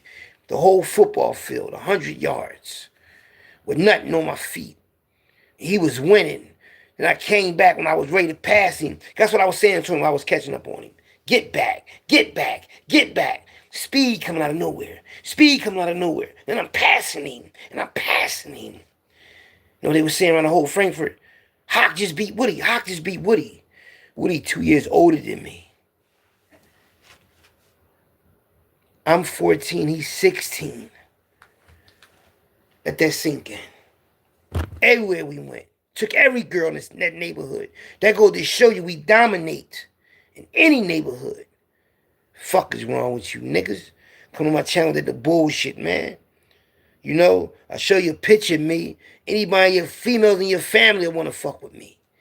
You know? Unless they blind or something. Cause man, Mikey had all the girls everywhere we went. Everywhere we went. No matter what neighborhood it was in. No matter if we went to a movie theater. No matter if we went to the skating ring. Let it be a flock of females there. What you think's gonna happen? Alright then. Fuck is wrong with you? Babies in South Philly, we got babies in West Philly, babies in Southwest, we got babies in Frankfurt, babies up everywhere. Fuck are you talking about? Put our seed down everywhere. You know? So, you know, when I know that I put my, you know, thing down, my establishment, and the thing is, I'm not doing it off my family name. I'm not saying, because when I first got on the internet, right? Ex-JB, remember, Hockey Raw. That's when I put my videos up. And I said, hold up, I'm about to blow up on this thing, so I'm going to just take that name and give myself the name it's supposed to have, which is Philly Trenches. Philly Trenches, because I don't want nobody to say, oh, man, that's my, we started that and you blew it up, but we want to get paid for it. No, what I did for the city was give people their flowers by mentioning people that's locked up, right? That's mentioning people that's that's dead, and giving people a reason to tell their own story. It ain't my fault, I know everybody, you know? But me and my brother, along with Tank and Wayne, helped shape Philadelphia underworld. Far as the swag go, you know, me and Mike had a swag. And I know for a fact that a lot of young boys followed my lead when I was in a juvenile joint, when I had juvenile life. Because I led into a lot. I was the imam up there. I was the oldest one up there. Them young boys 15, 16. I'm 20 years old. I'm 19 years old up there. I'm 18, 19, and 20 years old when I'm up there. Motherfuckers up there 15, 16, 17, young. They ain't been in no shit. I've been in the trenches around real shit. I leave Holmesburg Penitentiary to go back up to the Youth Study Center, to back to juvenile placement around kids. Had a school of staff. Yo, you gonna go to the store for me, man? Listen, ain't nobody gonna fuck with you, man. They regular people, they just got a job. They not no police. They just gotta take us from one place to another place. That's it. To school, to the cafeteria. We ain't in handcuffs or nothing. You know, I'm schooling them. You know, they just fresh out of college, got a little job. And they all looking at me because I'm not even thinking about it like that. I'm the oldest one up this bitch. I got juvenile life. Me and the Chinese boy. He had something to do with a car going up in the air and smoking all that. So they gave him 4 years. There was a couple people up there that had juvenile life. Instead, I wasn't staying there just doing no straight 3.5 years. I was escaping from them joints. But while I was up there, I ran across niggas from the bottom, South Philly, Southwest Germantown, all these neighborhoods. And guess what I did? I schooled them. And they went home. And they schooled their hood. So I know my philosophy is around the whole city. Mikey the same way. You know what I mean? Taught people how to pray makes a lot, how to guard themselves and everything. Come on, now don't tell me. If I teach people how to boost, if I teach people how to hustle, if I give them the game, if I come home from the penitentiary and open up a lane where they can feed their family, different niggas from around the city can feed their family, and people feed their family, because if I give it to them, they gonna give it to somebody else, and they gotta help people feed their family. That's what I do. Help people feed their families. That's all I ever did. And I'm still doing it. So when I get to disrespecting to mine and none of the pictures, none of what pictures? Why have to be in pictures to know everybody? 1,000 pictures of mine got stolen after I ran from the hikes. I let him, gave him the hit. He gave him to his sister. She get locked up for throwing a lie in somebody's face. I never ran into him, but I talked to him on the phone.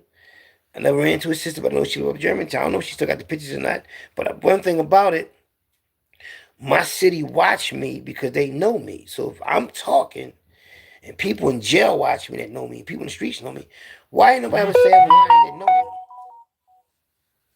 Exactly. So had 11,000 people subscribe to the channel before they took my first channel with 4.4 million views. I guess they think I'm on here just capping because of the title. But don't let the title make you miss something, because I'm a living legend. I'm history. And I'm still alive.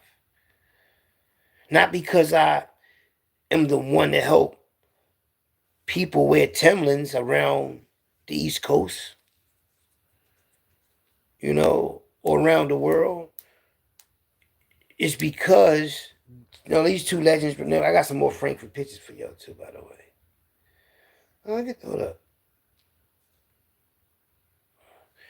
Now, these are Frankfurt legends right here. He got killed up high rollers when he was in JBM, when he went through something with punching them, right? Boom. Before that happened, before my brother got on the live, my brother and him went through something in the gallery because Mikey got mad because Mikey wanted his position to be closer to Aaron Jones. This is Alvin. Alvin is from Frankfurt. He was an alleged drug lord that supplied a lot of drugs, allegedly. And when I played for the Frankfurt Chargers, he played for the Frankfurt Chargers. When I played for the 85s, he played for the 130s. I used to go up USA skating ring with him And I used to hustle for him. On his way to becoming a drug lord, he used to hustle out there his own shit. And then he put me under his wing and I started getting money with him. Yeah, exactly. I met his son. I know his baby mom. I know his sister. His sister used to be the cheerleader. And I used to be on a porch hustling out there on Chakawana Street in 1987. 1988, I had my own shit out there. But Alvin helped my brother out because of me. Because Alvin was cool with me, he looked out for my brother Daryl, but Daryl had to go back to Job Corps, so my brother had an field project. My brother said, cool. And Alvin said, okay, since you hockey raw older brother, and I heard a lot about you, I know you got money, let's get money together. So that's how Sequel had Lindenfield, because Alvin was supplying him. See how that thing works? Exactly. That's Alvin. Allegedly, I don't know, they say he got killed at the light. He was in the Benz at 30th and Allegheny, and he said people came up on both somehow and hit the car up with all these bullets, and he died in the car, in the Benz. But before that happened, when I had my red Benz, he gave me his pager number. We linked up in City Blue up Germantown and Shelton up Germantown and City Blue. And then I called him, but he was still asleep. And then I wound up getting locked up. And then when I got locked up, he got killed. That's Jim again with my cousin Booney. Then after midnight, and they both got them Gucci's on. My cousin Booney Waddy. That's South Philly. Suleiman Bay, White Boy George. That's 20th and 20th and Carpenter. But they say I take people pictures, man. That's hard. You know what's crazy though about people? They always want to say something bad about somebody, man. Like you gotta be busy with your life and do something with yourself. Like do your own story. You know, I'm not taking nobody pictures. Taking somebody pictures and putting their name and saying their name is giving them clout. Like you're not getting no money off this shit. They're not paying no money on this. You can get this. You get 100. You get 20,000 views off this video. They're not gonna pay you now. What's that? $10? If that much? You know, fucking money. 13 cents. You know. See, people don't understand. I'm doing this as recreation, also to give something like for people to do. Give you something to do and take the stress off your mind that's on your mind. So I get on here and entertain to take the stress off your mind and also to teach you. Throw some jewels in at the same time. Money to make you think. But if you think that what the boy gonna say, somebody said a groupie, how? I'm a groupie of the 1980s, 1990s era, if that's my era.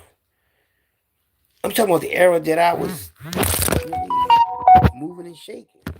You know, in that era. I'm moving and shaking in that era, right? I'm moving and shaking in the 90s, the 2000s, and the 2010s. I just can't talk about anything under 7 years. We're in 2025. Now I can talk about, as far as I think 2017 on now. I was getting a lot of money in 2017. Woohoo! 16 too. Because the streets, the trenches know me. You know what I mean? It's just that the trenches didn't know I knew so many people because unless they really know me.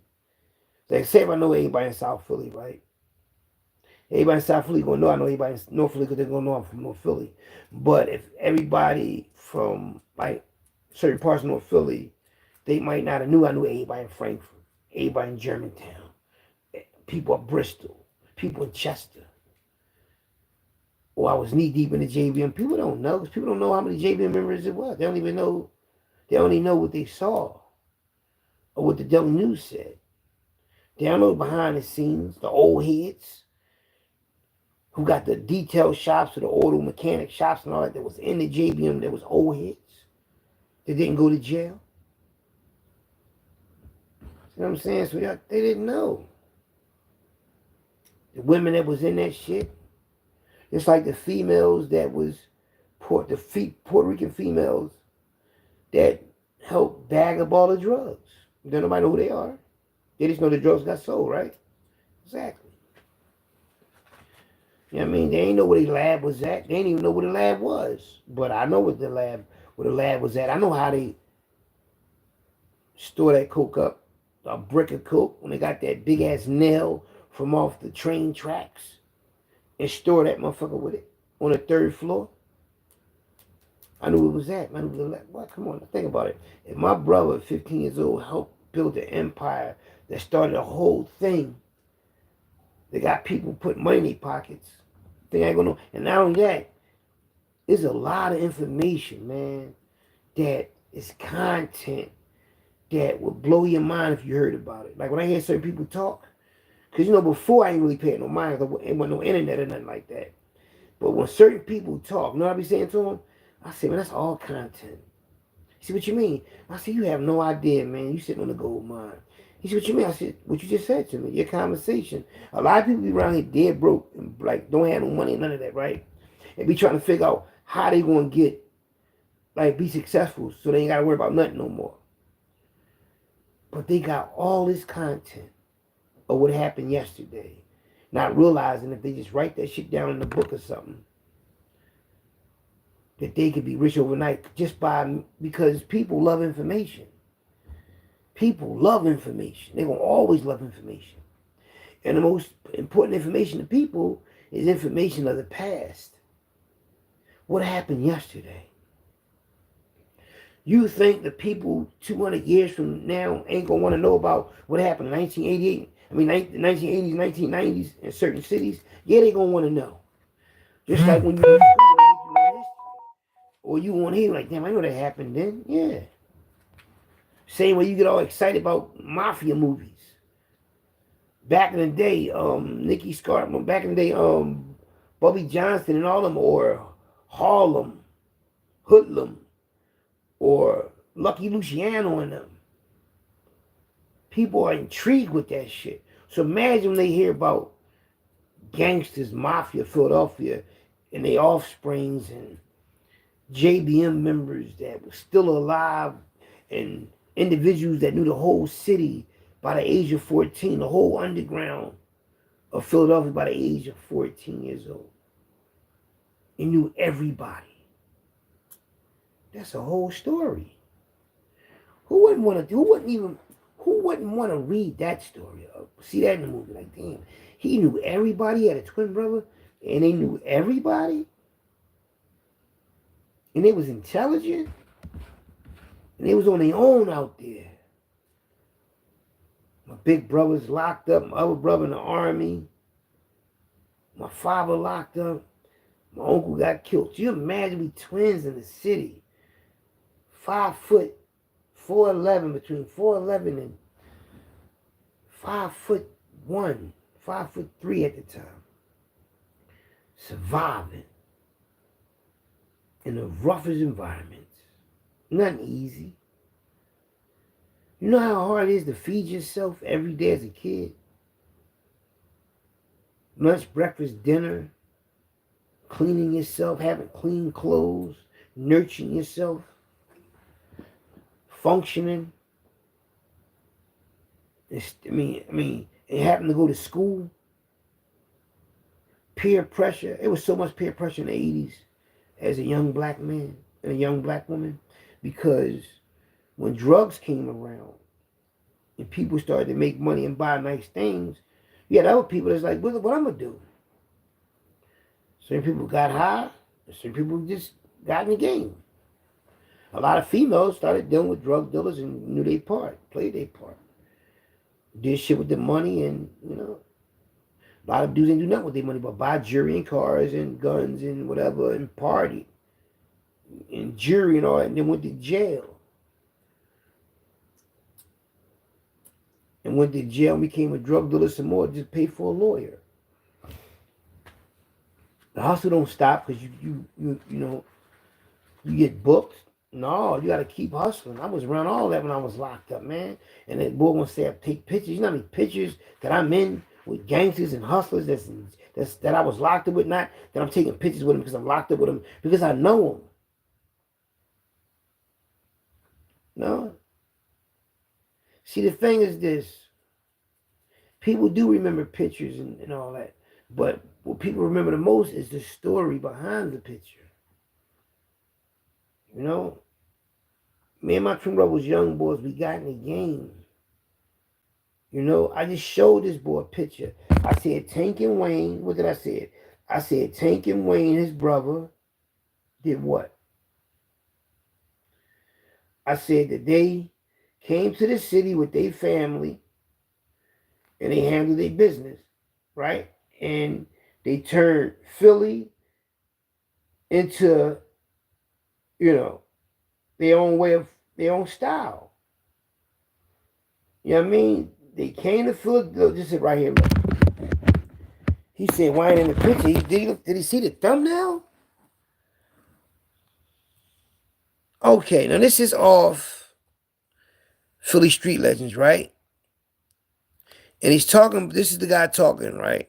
From New York. And this is the guy he's talking about is from New York that moved to Frankfurt in 1982. And he talking about how they was in Philly at all the clubs and all that, and how he still rep New York, right? And that's him. And that's me in a picture with him. Now, how did I get in a picture with somebody from New York? In a picture with him?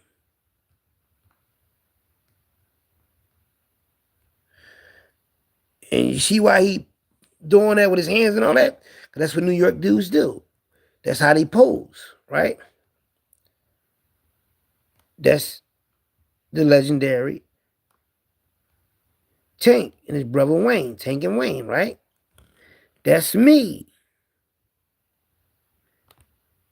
And he saw me, we flicked it up. So how I'm not in the picture if I'm in the picture with the guy who came and brung blunts to Philadelphia? We got together with him, me and my twin brother, because his sister was in my 5th grade class and my 6th grade class, Nicole. You know, Nicole Walker was in my class, and I liked Nicole. You know what I mean? But Nicole, you know, she was, you know what I mean, too much for me, evidently. You know what I mean? It wasn't her speed. She wanted, you know what I mean, older. You understand me? So, but we was cool though after that though. I mean, I still had a nice bit of females. And back then they had a Spanish girl named Rosetta that was in that class and a couple other girls, you know what I mean? But so I was all right, plus down in projects and all that. But I knew the whole family. You know what I mean? I still know the whole family. Gambled against them, gambled with them. You understand me? And one day I'm interviewing. How about, matter of fact, I got to go to Frankfurt anyway before the boxing match start. And I'm going to get in touch with them and I'm going to interview them. And I'm going to just talk to them and say, you know, let's talk about when you move to Frankfurt. Let's talk about how you got everybody, you know, with the blunt situation. Everybody starts smoking blunts. And I'm like, damn, he do. But you already know I know him because I'm in the picture with him on the thumbnail. But I just wanted to let them, because I did make a video about him in my old, when I made my old videos. I've been talking about Tank and Wayne. I've been talking about Frankfurt. I made 6,000 videos. So just say nothing new. And then the Lord gonna say that I take pictures. No, it ain't about taking anything. See, the thing is this, I already have a reputation in Philadelphia. Me and my twin brother. Our name has been ringing for years, for centuries. Or not decades, not centuries. A century is 100 years. 10 years is a decade. So our name's been ringing for 5 decades. 5 of them. 50 years. A half a century. You know, and so there's no need for me to try to take pictures just to get some rep or something or some recognition or to be seen. No, just somebody sent me that video. Showtime, Shavroy sent me the video. I looked at it. I said, damn, I might as well put this on YouTube because I got an idea. I said, damn, Tank and Wayne. I did mention a while ago, years ago, that they grown. I might show y'all the video. I might have it on Facebook and on Instagram and on TikTok. Me talking about them. Because I used to go live on all 3 apps at one time. So when I was like, damn, they brought to Blunts to Philly, and man, Mikey brought Timberlands to Philly for making everybody wear them. And then we helped shape the swag because of how we used to dress. People started dressing like us, and we schooled a lot of niggas that didn't know how to hustle, that taught them how to hustle, and they became drug kingpins and drug lords. So we did help shape the underworld, man, my twin brother. And we taught these motherfuckers how to do certain shit. You feel what I'm saying? So it goes to that. It goes to information. It goes to what you learned. You know what I mean? So if you learn something if you got a degree from Harvard, you're going to get a good job. Because they want to see your credentials. What is a drug kingpin credentials? When he talk about, if he go and talk to the world about his life, if he ain't a kingpin no more, or a drug lord, they're going to ask him how you get started. Or I had this old head, and he schooled me, gave me the game. Like May say in a rap song, school me to the game, now I don't know my duty. He school you to the game, now I don't know my duty. So if you get schooled to the game, who schooled you to the game? It's who you give homage to. Bruce Lee, his master taught him. Yeah, that's why motherfuckers revenge they make. You see that, John? You killed my teacher? Yeah, because people respect who taught them. No matter if they got a football coach or a basketball coach, people respect the game, man. Respect who taught you. I'm teaching y'all shit. I'm giving y'all game. Gave y'all the pass to Philadelphia. You know, I'm the only one. I ain't the only one, but Lord Derek, before he lost his life, he got on YouTube and started talking about the JBM. What it stood for and all that. Only thing I did was get on here and talk about things that me and my twin brother was involved in, parts and some of it to my magazine come out, and they give people their flowers and to make you think and to tell the young boys don't go down the path we took, but this is what happened. And you also heard JBM members speak and talk on my videos. And I still have them right here on my videos on Instagram from Lil Salim, one of JBM's top enforcers that put shit down. And I also got alleged JBM boss that took over the JBM after Aaron Jones got locked up. Moochie Brian Thornton, alleged drug boss. Got his paperwork on his case that his son sent me. You know what I mean?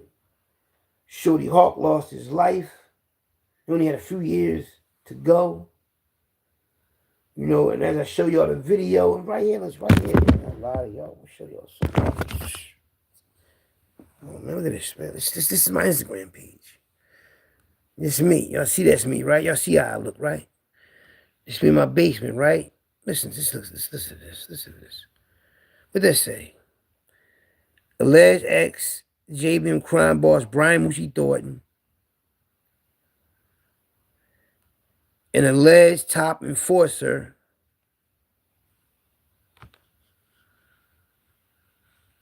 Hakim Hockey Roy Bryan, aka Philly Trenches, from YouTube. That's me. Now watch this. That's why I said she really important, because if you hear from me or Shorty, right? Yeah. Of course we gonna say Shorty, Shorty Hawk. There's no objectivity there. That's Moochie. You feel me? Yeah. So you hear from some of the victims' wives, and she said, no, police told me to change the testimony. Go ask me. You understand what I'm saying? Yeah. And that's on a case he got you can tell the girl the life for. From the way she was talking, and I was there. Man. Like I said, when I made the video the other day. I made the video at the crime scene and everything. Revealing how deep they go with it. You know what I mean? Yeah. Even with the you know. And that's one video, right? Now hold up, and I'm gonna let y'all hear me say that I was there and all that. Listen. Locked up behind bars in the feds for some bullshit ass charges. Speak to the world, Mooch. Hey, world, what's going on? Hey, listen. The justice system ain't right, man. They'll put you away for years and years for anything. For anything. They set me up, put me away 30 years, 26 for a homicide that I had nothing to do with. What took place at Cookie Cop said he had an informant, never produced the informant. First witness said she ain't say me do nothing. After that, they just railroaded me. Took her statement back, let the Cookie Cop run away, and I still don't know who the informant is. Exactly. They made up an informant, man. The motherfucking crooked ass cop, Tom Hudge, he made up a crooked ass fucking statements on Moochie and Shorty Hawk.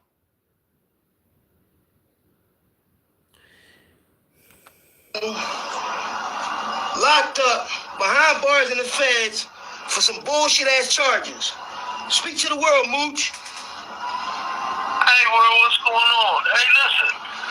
The justice system ain't right, man. They'll put you away for years and years for anything. For anything. They set me up, put me away 30 years, 26 for a homicide that I had nothing to do with. What took place at Cookie Cop said he had an informant, never produced the informant. First witness said she ain't say me do nothing. After that, they just railroaded me. Took her statement back, let the Cookie Cop run away, and I still don't know who the informant is. Exactly. They made up an informant, man. The motherfucking crooked ass cop, Tom Hudge, he made up a crooked ass fucking statements on Moochie and Shorty Hawk about some bullshit, and then the female, she got all these different inconsistencies and all this bullshit. I said she was sitting in the car, in a dark ass car, she could see what was going on. Didn't nobody bang on no fucking car. She was trying to get somebody, was trying to talk to her. And that's all that would happen. Mooch was around the corner, he wasn't even there. He had no fucking suit on. Motherfucker said we had suits on in the hot ass fucking weather. You know what I mean? Big problem is when you want it and they want you for something, they'll do anything to get you. Y'all hear it, right? You somebody out Y'all hear there it? Hold and up. they chasing you. I'm gonna stop it for a Nothing second. on me. Hold up. So I'm just to let y'all watch it. But y'all hear how I'm talking? I'm letting y'all know that I was there. I was right the fuck there. And I say I'm right there. With Shorty Hawk and Moochie and all of them after Aaron Jones got married. We came out of Barber's Hall and that homicide jumped off and they caught the case. And how the fuck y'all get locked up? I said, Shorty, how you get locked up? He said he leaned on the car and this print right here was on there. You know what I mean? But they gave the homicide, they're trying to say that Moochie ordered Shorty. That Shorty ain't do shit, man. I was right there. I mean, that's why I went down to the scene of crime and everything. The video I made on my old channel. But if y'all could listen to him talk, listen. The paperwork is right here. All this paperwork is right here in front of me. Lies, inconsistencies. It's definitely on paper. It's definitely on paper. I'm not gonna speak on nothing. But I was right there. One thing about it, Mooch was around the corner. Shorty Hawk was trying to talk to the girl. They don't want to tell me the truth. That's all he was doing was leaning on the car talking to the girl. But he was leaning over the dude that was driving the car, and the girl was on the passenger side, but Shorty Hawk was leaning over him talking to the girl. That's the only thing that happened. And then he stood back off, and that's when we heard that noise, and we got up out of there. That's the only thing that happened. But the cop boy, the rookie cop, he trying to say that he was there and he seen all this other crazy shit happen. And said Moochie had a three-piece suit on. Moochie ain't had no three-piece suit on. Moochie he had cream on. He had this color on in the back of me. And the wall, he had that color on. Yup. He had some linen. He was silk or linen he had on. But he had like a shirt and some pants. But he had no motherfucking three-piece suit on. And the feds was following him up until 12 o'clock. and stopped following on City Line when they went, but then they went to Barbers Hall, and I knew they was gonna be up there because Salim, who I was with earlier that day when we got chased by the police and all that, he was telling me, "Yo, they gonna be up there." I'm going up there. I went up there. When I went up there, that's when all of them came out, and I gave them the JBM hug. Matter of fact, they went in, and I hugged them, JBM hug, and when they came out, we was out there in front of Barbers Hall. 'Cause I didn't go in. I didn't want to go in. You know what I mean? And then when we came out, that's when that shit happened. And the crazy thing is, the dude, before my twin brother was still alive, and the dude who's locked up for killing my brother, his younger brother drove me down Richard Island because we was cool with them up until this time. We knew them. They was my brother and them childhood friends, but we knew them in the drug game too. But, you know, drove me down Richard Island. Boom, I get down there, mooching them, holler at Shorty Hawk, then I leave. All people stand up and stand together and fight.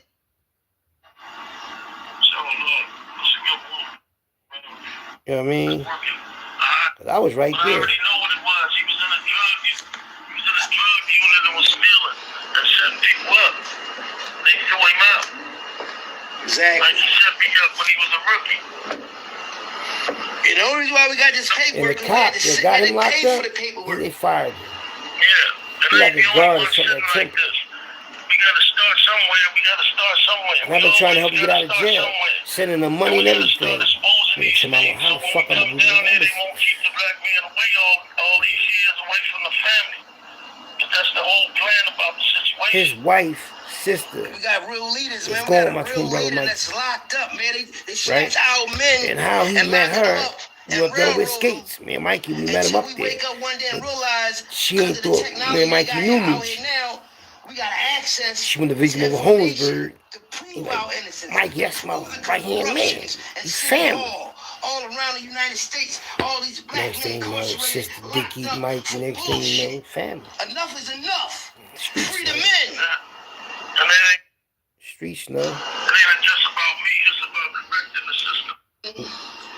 And that's one video, right? I got a few of them. that they on here. Is this one of them? Arrested and everything. You understand what I'm saying? Yeah. Where all the stuff come, this is where everything get crooked at from the very start. You know, lawyers not gonna go that deep for you unless you pay them a whole lot of money because they get money for going to trial. Yeah. So you know, Let me show y'all who I'm talking get billed for the hour of going to trial. But things that happen just like in our situation, right? Yeah. Nobody never checks the arrest warrant, what they said down the station, how they interviewed their witnesses. You follow what I'm saying to you? Yeah. This is when all the crooked stuff start getting lined up. What was said to the magistrate judge to get the arrest warrant and stuff like that. All on Fourth Amendment rights. You feel me? Yeah, see, So we had a program like that, went in from the beginning. And when you send me those suited chicks, I'm like, see, this is where everything is at. That's where it's at when you're talking to cops and stuff. You follow what I'm saying? Right from the start. yeah. See, once the DA withheld the evidence, right? That's the main issue to get back in court. That's me talking to them. Arrested and everything. You understand what I'm saying? Yeah. Where all the arrested and That's everything. Brian Moochie Thornton, man. They say he JBM boy.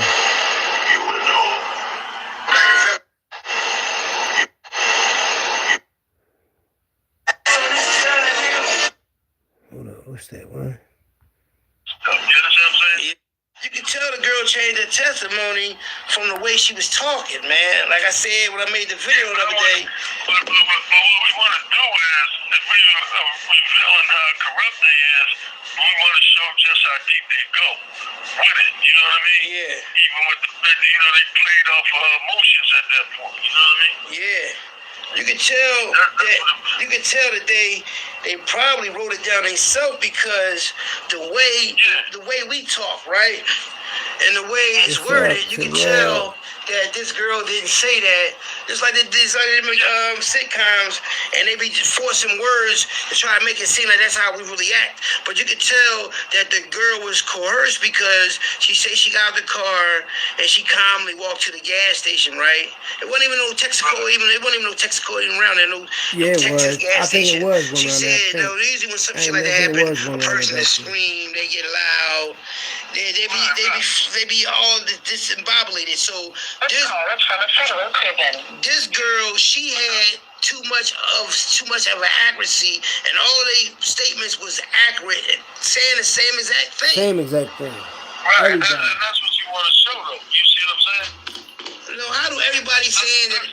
That's what you want to show from that standpoint, because we never on that side. Yeah. You understand what I'm saying? We never on that help side. So to show how they will coerce a person into saying certain things, you know, it'll be good to have that coming from that side as well. It's just uncover shit. You know what I'm saying? Exactly. Because we gonna be emotional no matter what about the situation. Because we know they cheat. You know what I mean? We on the other side of the crowd. We know how they gonna play. Exactly. I know y'all coming at me any kind of way, and every kind of way you possibly can. You see what I'm saying? Exactly. Like I said, I ain't even a shooter, but you made the case all about me. You know what I'm saying? Exactly. In effect, how they gave you time. That's why I want her to say something. That's why I want to see what she has to say. How they turned the case all the way into my case. You know what I'm saying? Yeah. Like, okay, this really about him for real. You know what I mean? Yeah, you can Because tell. what she first said, let me go for real. That's Moochie Yeah, right there, exactly. y'all. That's what I'm All he saying. did is came to the car and said, man, what's the problem? Now, where was that coming at? Exactly. Tell him I said, go ahead and shoot him, you're going to shoot. Everybody know that's a change up. You know what I mean? You won't forget that. You feel me? Exactly. Yeah, so that's why I said, now it's all this time has passed, and I told you she's probably a willing participant now to say that it was coerced, and they know, and she know the climate and what's going on right now, right? So she understands that we going after the police, not her. You know what I mean? And nobody can blame her. She was emotional. That was her due. You know what I mean? Exactly. So nobody can blame her, but she can tell the story of what we need to be told, though, of how they play. Exactly. Because my thing is, how can everybody have the same testimony saying three-piece suit, double-breasted suit, and all that? We don't even talk that way. Right. Yeah, we don't do all that shit. They don't do all that, man. They described that to her. And then he make everything about this CI. CI is supposed to have a number next to the word CI. CI's number. Ain't nothing never come from no CI. Exactly. That's another thing. Anybody that read that, understand that part. Any legal person that read that say, well, where the CI at? Exactly. When did he come in? When did y'all call him in? Where the report on y'all called him in? He identified this and said this and that. That ain't a statement from a CI. That's a statement from the cop. Saying what the CI said to him. Even if that was the case, you still had to bring him in at some point in time. We don't know who he is. Exactly. The confidentiality was still intact. We don't know who he is. Especially every CI identification. Every CI has a number next to the word CI. Like what CI number is he? You know what I'm saying? Plus, every CI they pay and have a bank account with. You know what I'm saying? See, by him making the CI up, right? And if they did go for the CI, that means they paid this cop to pay the CI. So that man, none of that, he committed fraud, perjury, he committed a lot of things that he got to be accountable for. And now they see through it. That's my thing, right? Why would he have a CI? The cop. You understand what I'm saying? He was a patrol cop. Why you got a CI? Exactly. Where you get a budget from for a CI? You understand what I'm saying? You a patrol cop. You ain't been working at that time. You haven't been working for a whole thing. Why would you even have a CI? Exactly. You know what I'm saying? Yeah, they rolled the dice with him. You know? Because they played it off and said, see, this why they rolled the dice. Because they was going to stand behind. Remember, they never gave me that statement. That statement I got. Y'all see how I got a JD and boss using my words? You know what I'm saying? Exactly. That was from Roll the dice with me, so he said that word. Like I said. After the case was over, they never turned that statement over saying the Why would he talk to me about his case? It's a homicide in case. front of the loan saying, no, I was right there. Third party hearsay. See, they use the testimony, the CI thing as third party hearsay. Third party hearsay. This is why they don't have nothing saying he claimed, man, he did this, he did that. Learn something today, y'all. We're We're in the same situation. He was on the scene. It was just supposed to be acted on a tip. But somebody called him. You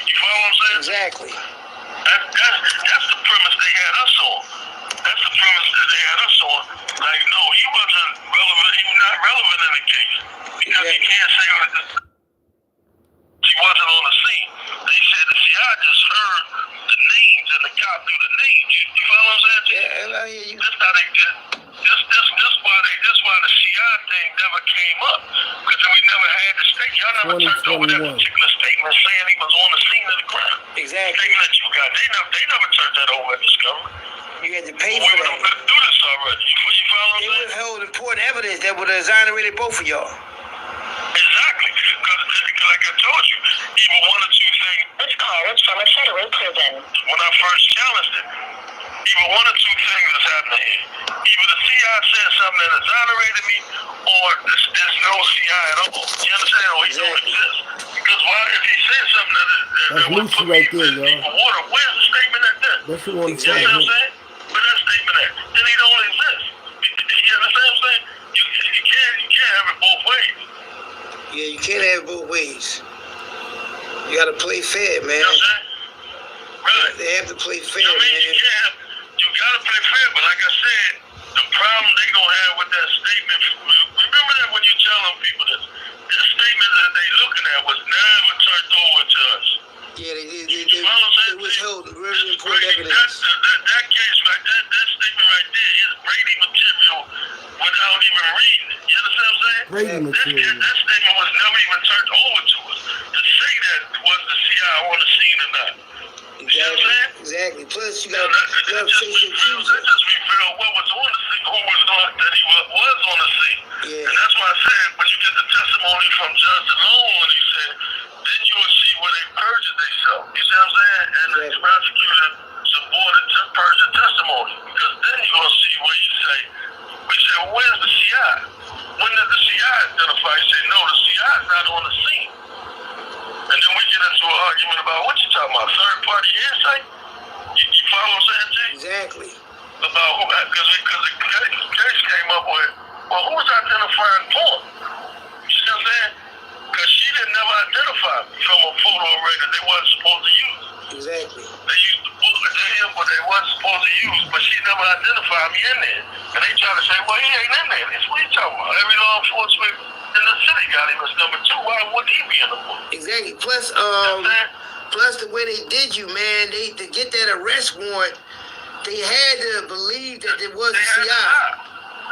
That's why I said, that's why we went back to the Fourth Amendment thing. That's why I said a fraud against the court. And it was never no CI. It was never no CI presented. It's no CI.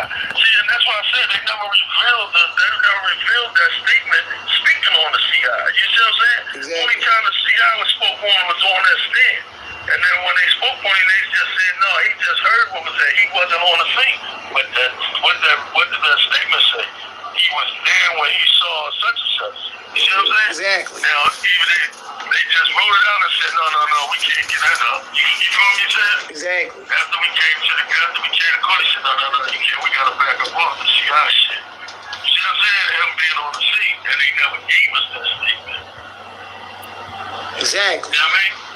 But they was going to try to get more clever than that. But when we challenged the whole situation, they're like, nah, we can't fuck with that. Yeah, man. That's a big ass hand bone, ain't it? Hey, listen, Yeah. you know they know somebody down the federal That's defense me right office too. there. The federal defense office, cause the girl, right?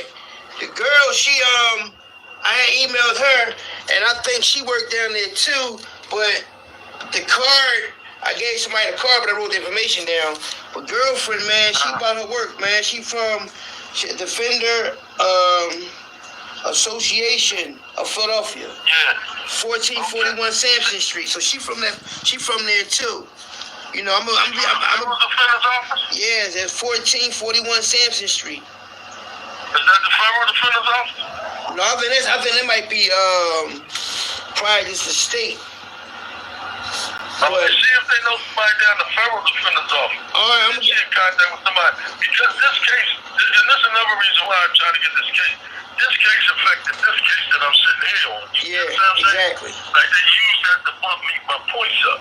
Yeah, To put me in a different category. Well, I wouldn't have been eligible for what I've been eligible for, right? yeah, And like, if we get this one overturned, this one comes down. You follow me? exactly. That's why I got in touch with the lady from Krasner office that's running that situation, because I know Bando, she dealing with people that's been falsely accused, right? They've been on the news every day. They've got the same people with them, the same people to help who they help get out. That's rallying behind them. I know that she got that job to help people, and I know she can help you because it's still deal with the state. Yeah, see, but what I'm saying is, right, make sure we got somebody down at federal defender's office, because I got some. You know the address to the address to the federal defender's office? I don't have it right with me. I'm gonna get it. I'm gonna look online and get the address, right? And what I'm gonna do, I'm gonna find out who's in what office, and I'm gonna find out the email. I'm gonna email them, and I'm gonna send them a copy, and I'm gonna write them, and I'm gonna send them a copy of the paperwork you sent me. So I'm gonna get like probably like make 10 copies of it. The defender's office, what I'm saying is, I got something that's going on down there right now, and I'm just filed some other stuff. You know, 3 other things that I've filed. You know what I'm saying? Everybody knows and one of them they can pick up themselves because they give you a lawyer on it. Why is he talking? You know what I'm gonna start doing too? Why is he sending What I'm gonna start doing too? I'm gonna write out a petition, right? And I'm gonna go around the city and have everybody sign it, right? So I get signatures. So and then I got one that I used for parole before too. I'm gonna get. My sonny guy, he got one. I have about 100 names on it. I'm gonna get a lot of people to sign it, man. So because we need our leaders out here. We need because the streets is so wild and out of arrest. Let me show you here, y'all, this other one, man. You know, I got so many, it's like 4 of these strings. Let me see this one. Oh, let me see this one. Arrested and everything. You understand what I'm saying? Yeah. Where all the stuff come, this is where everything get crooked at from the very start. You know, lawyers not gonna go that deep for you unless you pay them a whole lot of money, because they get money for going to trial. Yeah. So you know they get billed for the hour of going to trial. But things that happen just like in our situation, right? Yeah. Nobody never checks the arrest warrant, what they said down the station, how they interviewed their witnesses. You follow what I'm saying to you? Yeah. This is when all the crooked stuff start getting lined up. What was said to the magistrate judge to get the arrest warrant and stuff like that. All those Fourth Amendment rights. You feel me? Yeah, see. So we had a program like that, went in from the beginning. And when you send me those suited chicks, I'm like, see, this is where everything is at. That's where it's at. When you're talking to cops and stuff. You follow what I'm saying? Right from the start. Yeah. See, once the DA withheld the evidence, right? That's the main issue to get back in court. Right? Because they knew that the CI never existed, because you're supposed to have a CI number, you're supposed to have his statement and his signature, right? But they never produced that. So the DA knew that they never had no CI. That's what I told them. See, when I first went to court for it, right? Like went on appeals and everything, this is what I argued. When I got to the district court, they tried to say, well, are you trying to say it's a Sixth Amendment violation? I'm telling them, no, before we get into Brady, y'all got to prove that he actually exists. I'm telling you it's fraud against the court. This is what I'm telling you. You see what I'm saying? I'm telling you, I'm talking about fraud against the court, because they never produced this witness. And you got the statement saying he was on the team. So if he was on the team, then I automatically get him. Then you got witness to a crime. Then the CI gets paid, so it's supposed to be record and all that. You know? Exactly. If any kind of CI, you see what I'm saying? Yeah. We don't know whether it's a liable CI. We don't know whether it's. That's why I say, I know they didn't never have no witness. No CI. You see what I'm saying? Yeah, and that's what I came to that conclusion. Once you said that the investigator said that the surveillance stopped at 12 midnight on City Line Avenue, that was in a nutshell right there, because if the surveillance stopped at 12 midnight and the murder supposed to happen 3-something in the morning, then who was surveillance in that if y'all didn't have no surveillance? You feel what I'm saying? Listen, that's perceived. Judge DeLone, that's the judge that originally had the case, right, from the preliminary hearing. This is what he brought out. He said, listen, my record's right here, because he about to let me go at the preliminary hearing. He said, listen, my record's right here show that y'all stopped surveilling Mr. Thornton at 12 o'clock. Y'all let him go at Denny's up on City Line. He said, well, this didn't take place at 2-something in the morning. He said, who's putting them back together? Because Mr. Watson said that he went to his mother's house when he left Mr. Norton. So who's putting them back on the scene? Exactly. This is how we get to it. You follow me? Exactly. This Judge DeLone. Judge DeLone he said, so far as conspiracy, I don't see they say, listen, I understand him. You got his fingerprints. But as a thorn, I don't see no conspiracy. You're going to have to come with more than this. Yeah. They held it up. You follow what I'm saying to you? Exactly. We went into a whole different thing. And they waited for a whole next day, and then they took the loan off the case. They took the loan off the case, and next when I came back the next morning was Manfredi was there. Yeah. You see what I'm saying? And then that's when all this other came up. That's why I said you got to get the testimony from Todd that was in front of Judge Delone. Exactly. Then the fact that the cop boiled right to the shooters and how they was introduced to you, y'all partying and everything, and all of a sudden he got amnesia to know that one his cousin, but he got introduced as him being his cousin. Yeah. You know? You see what I'm saying? Yeah. See, Dad the one getting amnesia. Like I told you, that's what Todd, the cop boy, that's what he testified to. You see what I'm saying? Exactly. He testified to that. That's why I said I never messed with Todd. I mean, Daryl and them. And I knew Todd Quee was good with them, so that's why I never really pressed it. I'm glad you was in position. You follow what I'm saying? Exactly. I'm like, I wasn't really feeling that. He knew it, and I asked him twice. This was years and years ago. You feel me? Exactly. When I was first on this shit. But I found out what the boy was at. That's how I found out, because I had investigated. That's how I found out that the boy had got thrown off the force. He had turned into a knockout, got thrown off the force. Yeah. When I tried to locate him, he was a guard down PA. And the last time I checked on him, he was a security guard down one of them hospitals, Jefferson or something. So he went always from being a narcotic cop, lying on you, getting kicked off the force, hopping around the institutions, and now he's a security guard. His whole MO. Last time I checked, he was a security guard down Jefferson Hospital.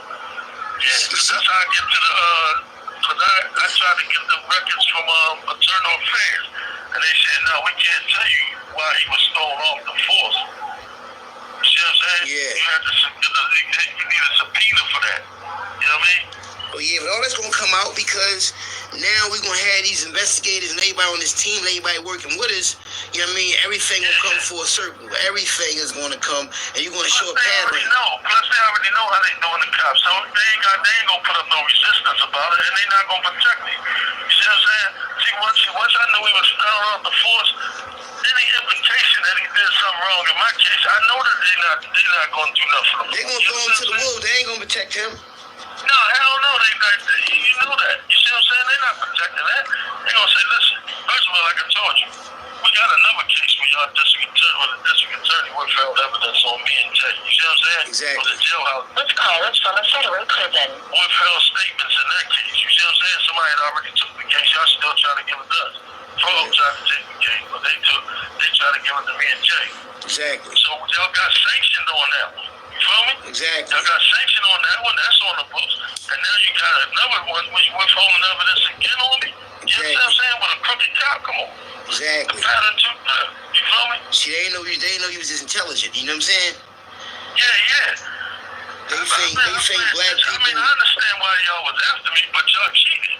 Yeah, and I know where y'all cheated at. You see what I'm saying? Exactly. They ain't play With fair. the lawyer. Like they got rid of the lawyer, right? They got rid of Danny at the time. That's how hot they was on. They get rid of Danny. They don't want Danny to come in no more.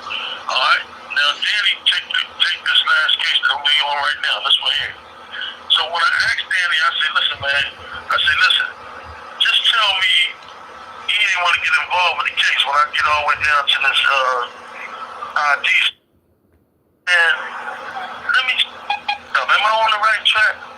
He said, listen, I can't get involved with you no more. You know what they said. I said, all right. He said, listen, all I can say is you're doing great legal work. I said, all right, then I know. You follow what I'm saying? Exactly. Then I knew I was on the right page. You know what I mean? Exactly. Yeah, I caught the move. That's all. But I'm just saying, when you show that to the professionals and they say they on board, then we gonna step right to it. Because it ain't nothing. Like I said, I ain't the shooter. Exactly. So it ain't nothing. There's nobody that said shot somebody or some shit. You feel what I'm saying? Exactly. Y'all just came at me because of who I was at the time. You feel me? Exactly. I mean, that was it. They just everything was So just politics. That's all that was about. That's all it was about, man. But listen, the next time we talk, I'm gonna talk to you, but my minutes come back on Tuesday. So, all right. Listen, I try to send y'all the money, but something's wrong with y'all.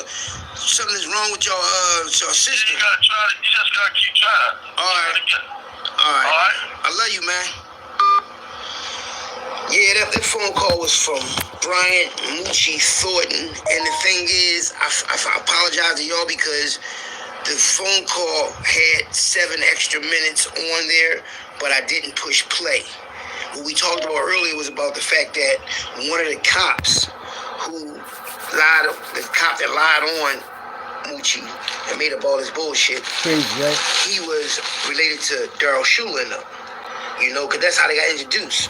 When Daryl Schuler and Moochie was together out partying, they introduced this cop to Moochie as their cousin.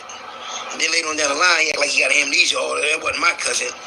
But, you know, it's on public record because it's on the testimony and everything because this was introduced in court. You know, but being as though there's a lot of loopholes and lies in their case, I'm reaching out to certain people that's for helping black men get their freedom back, right? And one I stumbled across when I went to Calissa Bass' funeral, may Calissa rest in peace, because the same person I'm going to get involved with is trying to help my cousin Rashid Miller get out of jail. And yeah, this was in 2021, right? I got a lot of videos from Mooch. A few from Celine, alleged top JBM killer. You know what I mean? He talking that killer shit too on the video and all that. So a guy got a lot of, even though that I look at it and I think about why these other YouTubers got my first channel sabotaged, because they saw something that I didn't see at the time. They saw the popularity. They seen how people were just gravitating to my channel. Sitting there stalking my channel, stalking my numbers and all that. Watching my numbers go up every day. Non-stop. 40,000 views every 48 hours. You know? Because I'm a descendant from the Black Mafia. Because this is my uncle right here. That was second in command of the Black Mafia. My mother's brother, Frederick Armour, right? Because Moochie knew my uncle Smiley. That was their old head, my uncle. Smiley was Moochie and Shorty Hawk's old head. And because people seen that I have all the Philly content, and when you have the JBM on video, audio, or whatever, talking about their case, talking about their innocence, and you have another ex-member on there talking as well, that's content. Not no, oh, I heard this happen, or talking about somebody, and then they say I'm bitter. I'm not bitter. I'm just bitten. When people talk about me and I was talking about them back, I was just bitten. Having fun. Not even mad.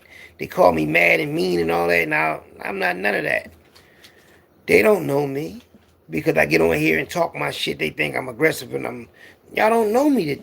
That's what y'all think because y'all hear how I talk. But if y'all was to know me, like y'all know that I will hurt you.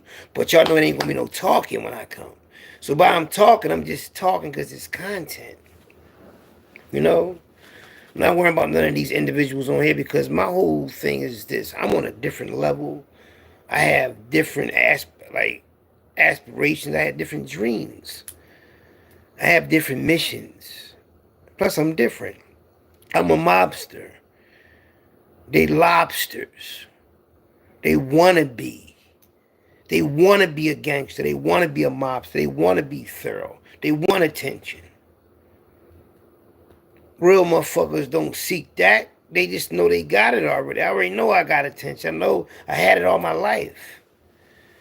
You know, what I shouldn't have did was stoop to the levels of those individuals and went back and forth. I shouldn't have done that. So I apologize to anybody who is offended by my behavior, how I acted on the internet as far as me talking about other people that's YouTubers. I apologize for that because that ain't what I came on YouTube for. I came on YouTube to make you think to give you content that you would have never heard before. And to show the young boys you ain't got to take the path I took. You see this man trying to fight for his freedom that got life?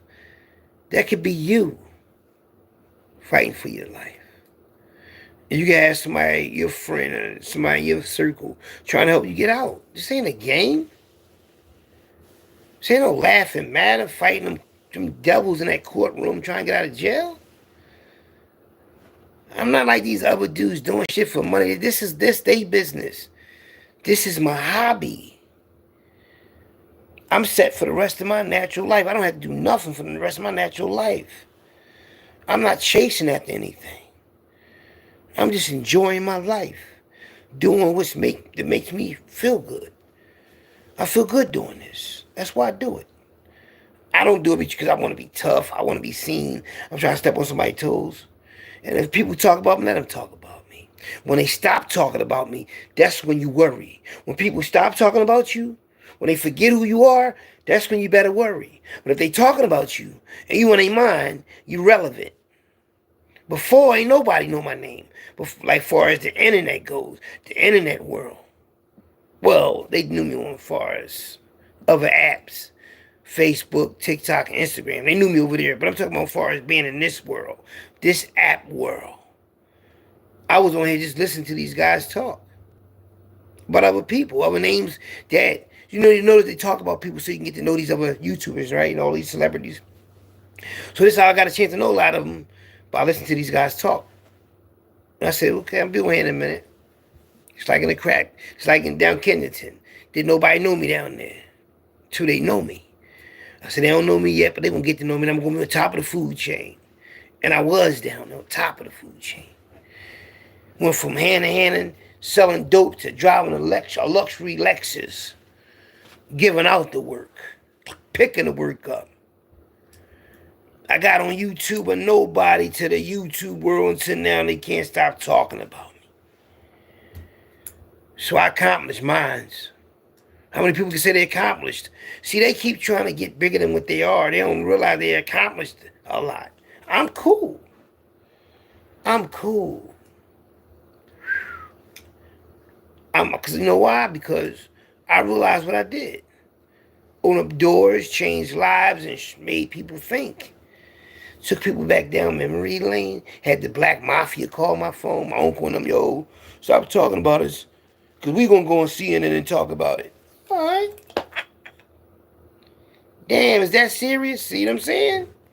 So when I get the attention of gangsters, mobsters, actors, rappers, man, let me tell you something. No matter what nobody say, I might not never receive a plaque. I don't know. I might not never get no platform deal, or no rich person might not pick me up and say, let me help him with his magazine. Let me help him with his book. Let me help him so we can both get rich. Because he got what it takes. He got everything he needs.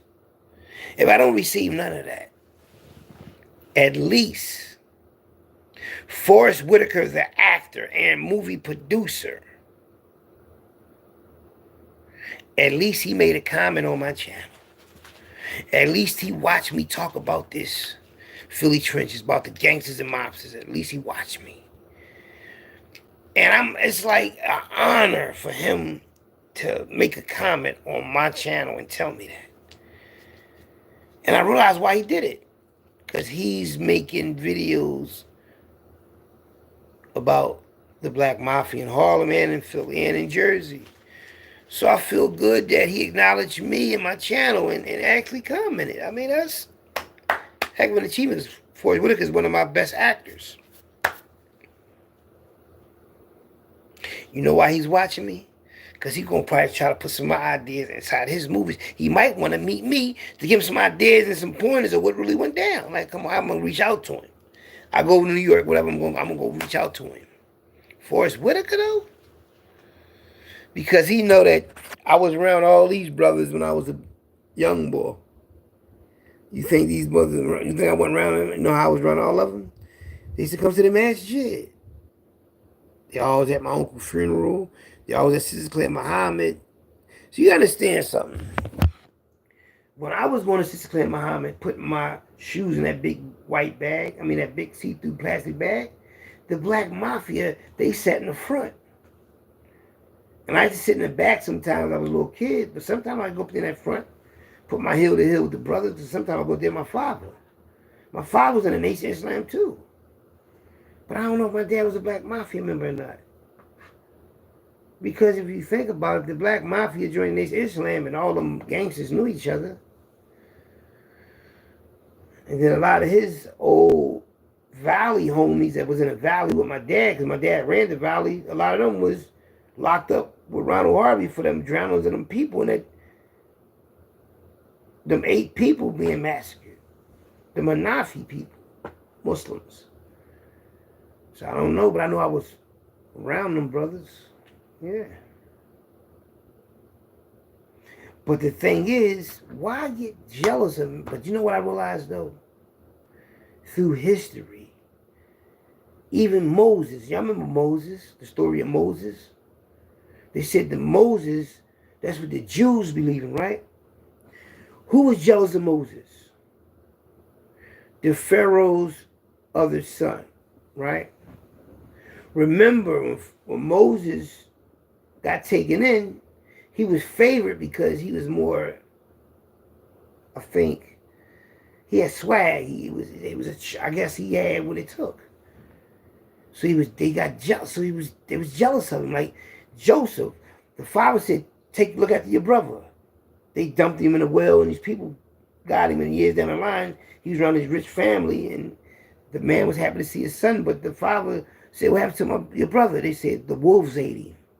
So he thought the son got destroyed because they knew the father loved that son probably more. So the other brothers got jealous of him through the monkey wrenching. And just like on YouTube, these dudes get jealous of someone that's better than them. And they throw the monkey wrench in. And that's sad, man. When you follow them type of people, you follow the evilness. I can't compete with that. I can't compete with nobody that's a liar. I stay away from that. That's evilness. That's evil. That's like evil energy, bad energy. It's 33,000 YouTubers on YouTube. And the most important people on YouTube, they got 100 million subscribers. There's 5 of them. And only make a video once every 6 months. Why ain't nobody hating on them? Well, I don't got that many views. I wasn't even monetized when I had 11,000 subscribers, but I didn't need that because I make money. The money that they make once a month, probably anywhere from like $1,000 to $2,000. Sometimes $700, sometimes $350. You know? That little bit of money. So if they relying just on that, they not on my level. I'm $4,000 a month, boy. I'm $4,000 a month, boy, plus wifey money, boy. We had $8,000 a month, boy. We $8,000, almost $10,000 a month. So I'm cool with that. I can live with that. I can live with $8,000 a month coming in. 10 months, that's $80,000. I can live with that. So they can talk all they want, man. When this shit ain't no more, what they going to do? Just like people forgot about, MySpace? They're going to forget about YouTube if YouTube ever go off the air. This shit going to be a thing of the past. Just like television. Remember television? Everybody watched 3, 6, and 10 and all that? Until we used to turn the television. Nobody turn TVs no more with your hands, right? R&B going, ain't it? R&B out of here. Nobody crying about R&B music. Rap music might be on its way out the door. You understand what I'm saying? Nothing stays the same. But in my situation, my name's going to still ring in my city. And if I decide to do a movie, because the magazine is going to come out, there's only one way you can make your name stay alive forever. You have to write a book about your life. Biography about your life. Yeah. Or magazine, but the magazine is something that can be like discontinued and all. Okay, the magazine out no more. Even though the magazine gonna be pushed in prison. I know a lot of people will always keep this magazine because people in jail keep their own history, like their pictures and shit. So the magazine's a good idea to push in the prisons. But when I make the book about my life, then I got kids and grandkids and all that, they gonna keep the name alive because we got a big family. They were like, always had that book, always had a magazine. They always gonna talk about the family and what happened and who did what and the role I played. So through generations of family, my name always gonna remember. Everybody, you understand something about family and family trees. There's only gonna be 1 or 2 names people gonna remember through their family trees, period. Like far as, and your family, say it was only 30 of y'all or 50 of y'all. And every generation of group of people, say your family was alive in the 1800s. There probably was like 8 of y'all. 8 of them, I mean. And as time went on, y'all multiplied, right? But from the 1800s to right now, how many people names you think gonna be remembered out of all them people? It's either gonna be the first people that, you know, that started that family, or somebody's favorite that they always gonna remember. Like somebody that's in the mafia or something. Not nobody that was the milkman. The milkman ain't gonna be remembered. Unless he had 1,000 kids and helped them all. But the one that was the bad boy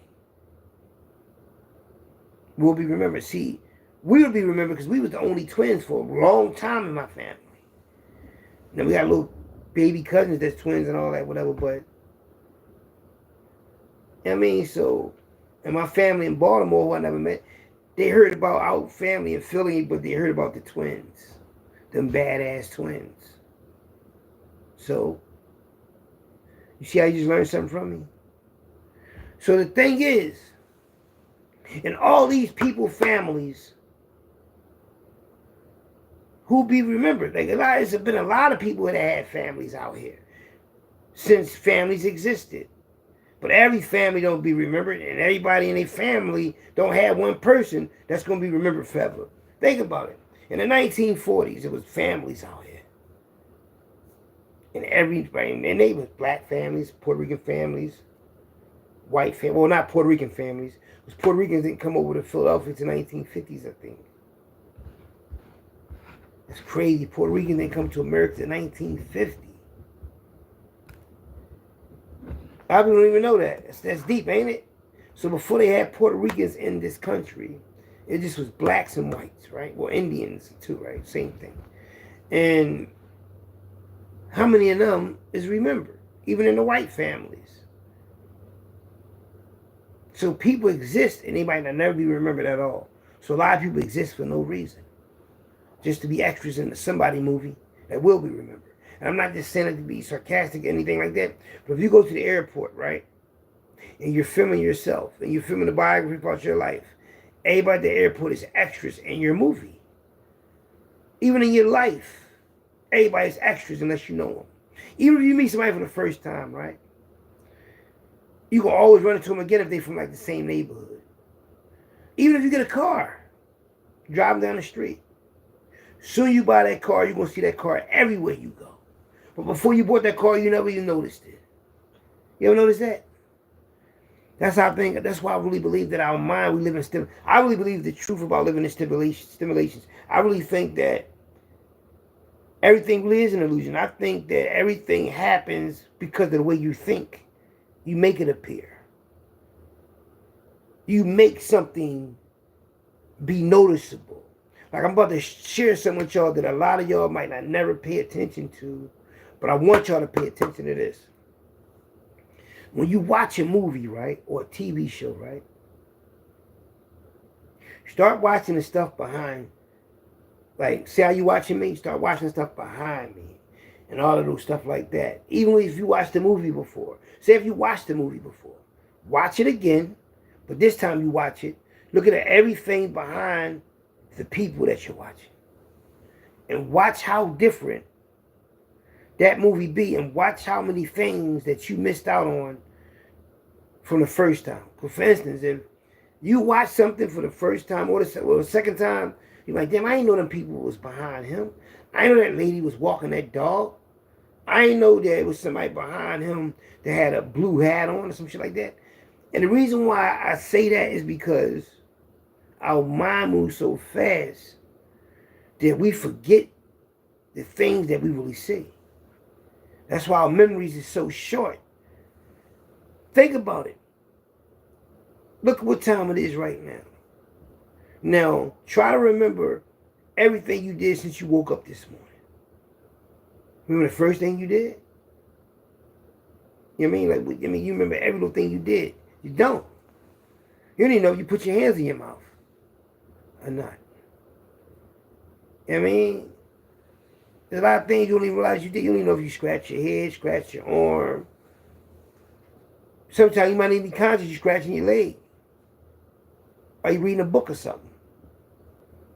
Like sometimes when I watch my videos and I watch it over for the first time, I'm like, damn, I ain't know I did that. I ain't know what, you know what I mean? Because we are not focused on a thing to be focused on, which is your surroundings and things of that nature. You know, because I think we are faced with so many different obstacles as far as advertisements, things that keep you from using your free will. I ain't listening to my Maxine brother either. And that Black Mafia picture right here. Hold up.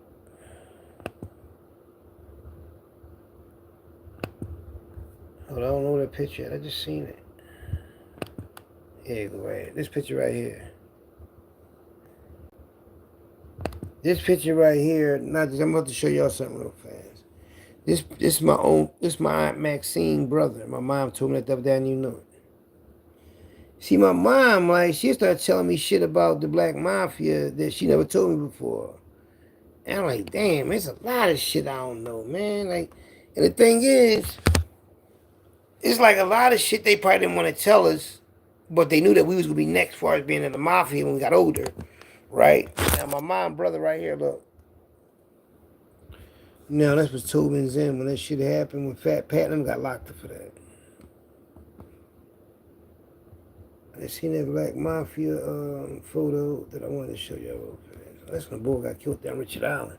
How we get up there that fast? When the boy got killed down Richard Island, this is who I was just talking to right here on the phone.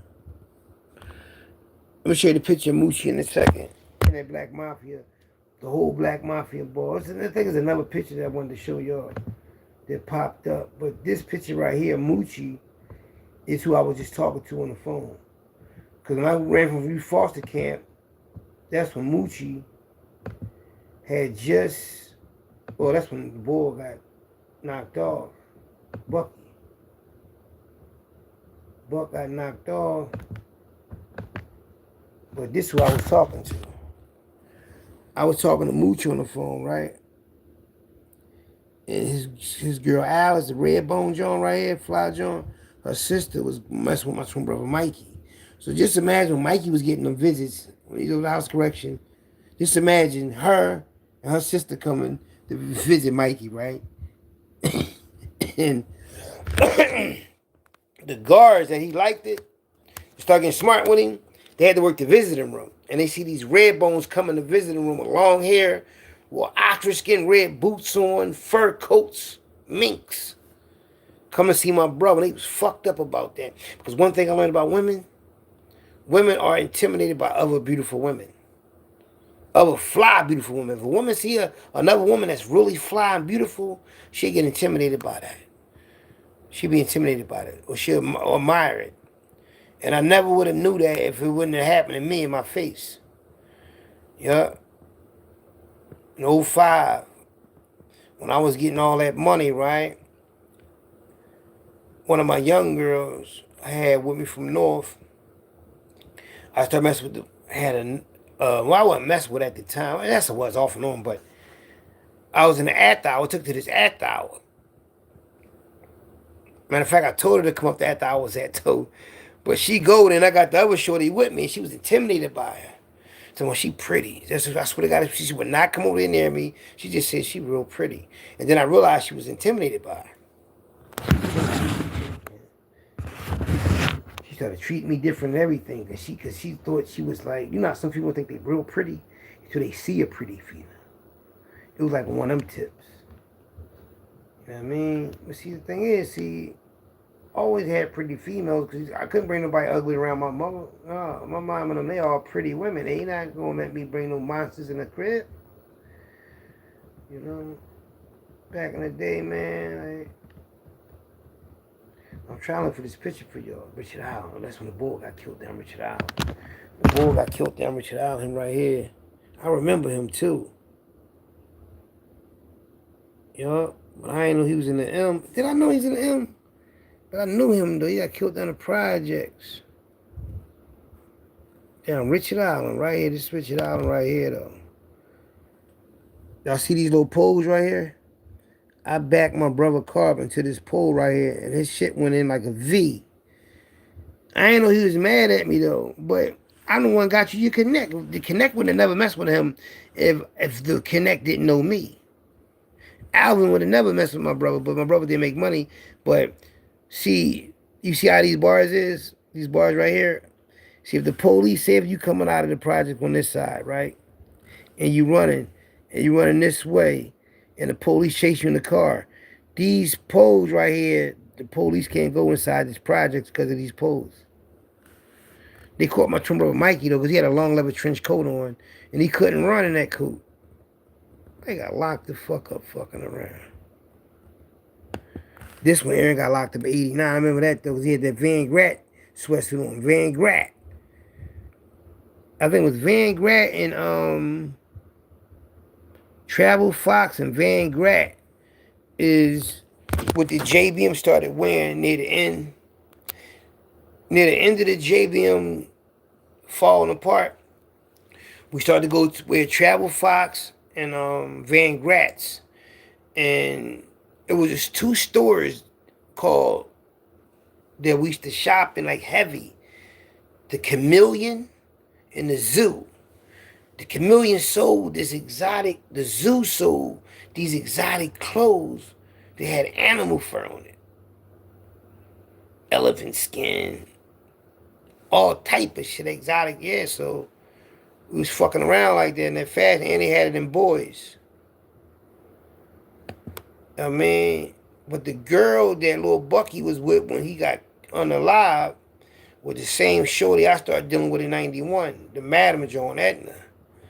And, you know, Buck ain't messing with no ducks. And, you know, man, Etna had a long talk.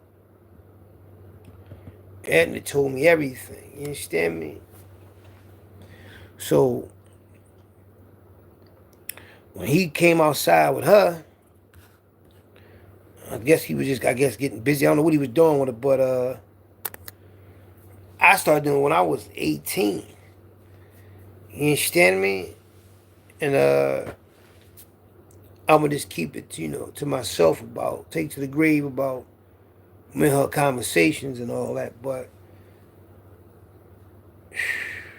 that's when, like, see, I caught it in 91, seeing all the females, and well, 88, when me and Mikey started going up Winfield, out Southwest, meeting they females. You know, these are JVM females. That man Mikey, little Bonnie, little Baby. Yeah, all of them. All the females we started dealing with, Brooke, Cokia, Dawn, Brooke, Ray, Edna, all these females was dealing with these JBM niggas first.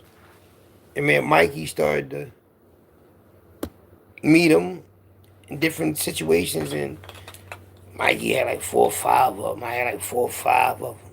Hearing about the JBM ex-boyfriends and baby daddies, and like, damn. I'm like, these motherfucking niggas from Hoop Street, 55th and Wyalusing, all out that way. Yeah, man, these dudes left a lot of baby moms out here. And I'm like, these women was riding too. You know, them women, one thing about, you know, women love the bad boy. They love the nigga getting money, flashy cars. And up Southwest, the top, you know, the fly females that mess with niggas that get money, they all hang together. All the females hang together. And there's one old head chick that they all look up to, like she a madam or something. Yeah. Southwest Philly and West Philly, man, they They act like the mob. They act like Harlem. They act like they Harlem. They act like they just cause they all stay in the same. They all stay like in their own little comfort zone with each other. You know what I mean? And they're like, okay, he thorough, he get money, such and such should deal with him. Yeah, that's what they do. They make sure that a certain individual mess with this female. A certain female mess with this individual nigga. Yeah. In Southwest and West Philly is like that. And the way they do it is they get money in the game. They own the barbershops, the salons, the detail shops, the little mom and pop restaurants, the little parties, all that, man, the little clubs. I said, okay, but then this is because Southwest and West Philly, the middle class black families own their own business. Because the white people that live out there show these black families how to like conduct and keep hold of your businesses. Because when I'm out West Philly and Southwest, I be seeing this shit. When I be driving around, that's what I be observing. The white and black relationships between the two races of people. In West Philly and Southwest, the white people that live in them neighborhoods, they do a lot of business with black people. Yeah. It's different in North Philly because it's like the Puerto Ricans, Dominicans, even though they out there too in them stores, but it's more because of North Philly. And if it is white people, they got like the car, like auto shops, and they just stay to themselves. You know what I mean? And if they got like a fast food restaurant or something that's owned like by the foreigners or something. And North Philly seem like blacks just own barbershops and salons. And maybe the local bars. You know what I mean? But they don't own a hardware store. They don't own the local cleaner. It might be, no, they don't own the cleaners. The Chinese people own the cleaners. Like you say, remember George Jefferson? He had 12 cleaners and moved in luxury apartment in the sky. You would think the black people would, and he was from South Philly, you would think he would be like, I owe me some cleaners. But unless he just got in the drug game, he might got, we got some drug dealers that do that. They might get one cleaners or something, or a laundromat or two. But it's not seen. It's not celebrated. Why? Why we don't have anything? How we, they said we were slaves for 244 years. That's what they say, right? From the 60s to the 1990s, we should have had it together. From the 60s to the 1990s, we should have had it together. Because even though the youth have it better and easy for us, clothes, money, opportunity, y'all got it better than we had it. We had to go out there and hustle, use our brain, and come up and all that. Y'all ain't got to do too much. Get on the computer, the money right there. To the point you could buy a pair of sneakers for $1,500 or a coat. Niggas wasn't buying no pair of sneakers for no $1,500. They might buy a pair of shoes, some shoes or something, or a nice outfit, but just a pair of sneakers for that much, they'd buy a car or something. They wouldn't. So it's like the values is, and the morals is, responsibilities is different. You know, back in the day, people was having more babies. There ain't a lot of people having babies like that no more. You don't see a lot of young girls walking around with their belly out, having babies. Because too many of them trying to be cool and tough. So there got to be something in the food. Because there was too many horny women, young girls, that was dropping babies not to have them like that no more. And I think I know why. It's the music. Music made females want to have sex. Slow music, R&B music, rap music. But now ain't no music.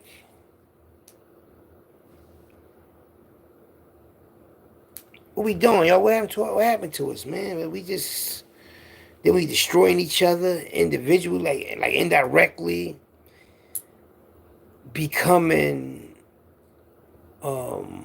trolls, naysayers, critics, haters. Instead, he said, yeah, good job, good job, good job, good job, good job. Everybody gets support. Everybody got channels that's got people watching them. This how they used to wear their hair, look. See how the females wear their hair? These type of females me and Mikey used to mess with. Females with that complexion, that type of hair. You know what I mean? You know, people look at these females and say which one is the prettiest one, right? Now, to me, I gotta ask y'all something. Out of these two females, who look the strongest? The more confident one. She looks like she's upset. She's happy to be there, right? But this one is the one that is like the dominant DNA. She's her. It's her. It's her. And she get more attention. I'm not saying anything wrong with her at all. There's nothing wrong with her. I'm just letting you know what I see, what I know, because I'm a man. I had a lot of women in my life. It'll be her. Good hair, complexion. Both of them, actually. But I'm just saying, Bucky, look at Bucky. They had to be short as a motherfucker. Because he was short. You know what I mean? But he was messing with a shorty that I was messing with. And I'm the type of shorties, Mikey, because you don't understand something, Mikey was pretty boys back in the day. Thorough, fly, pretty boys that knew how to talk that shit, had confidence. You know, so we never had a problem with the females. Never, no matter what we went at. So we come into the club, see the females, the earrings on, the nice coats, the hair all done and all that. Dancing with them, grinding on them, doing an electric slide with them, all that. And we hang with drug lords, and we going to the club with them. They pulling females, we pulling them too. See, they ain't like they was pulling females, and man, Mikey couldn't get nothing, or they was wearing the fly clothes, and man, Mikey ain't had nothing. Then it'd be like, you know what I mean? But it was never like that. We had our own shit, no matter who we was around. So if anything, man, Mikey was intimidating to people. We intimidated people. That's very intimidating if you think about it. You got young twins that's younger than you. Can pull the girl that you like. Yeah, but we had a ball though, man. We had a ball. Bucky, rest in peace, man. See, people be asking, do you think... Oh, this frog, right? This the one Bucky said... Well, not Bucky.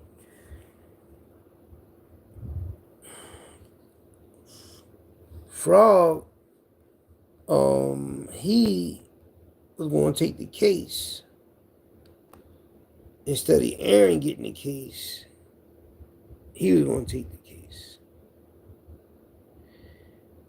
If he'd have took that case, then Aaron would have been... Now, this joint right here, Tobin's in. Now, they said Aaron was in there, but he left and they hit the other board, right? They said Aaron was still in there when that man got hit up. A lot of people didn't know how Aaron looked. They thought this was Aaron. But I'm thinking now, right? I'm thinking that the man that they killed trying to hit Aaron Jones, I think whoever gave them the information to go in there like that, that man that was unalive, he was supposed to go. Peep game. He wasn't an ordinary man. He was a businessman.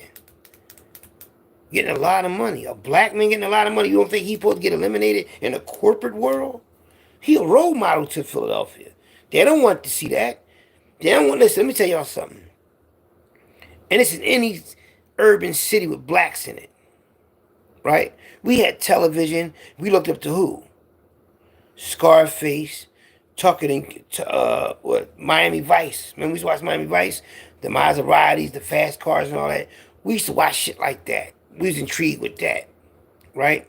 They wasn't showing, you know, black channels other than George Jefferson being a cleaner, being owner of 12 cleaners, being wealthy, right?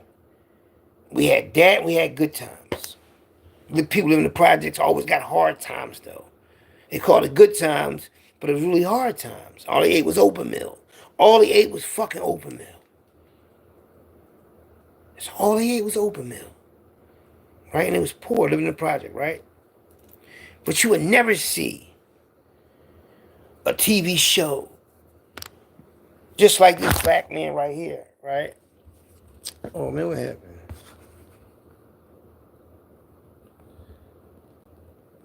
Hold up.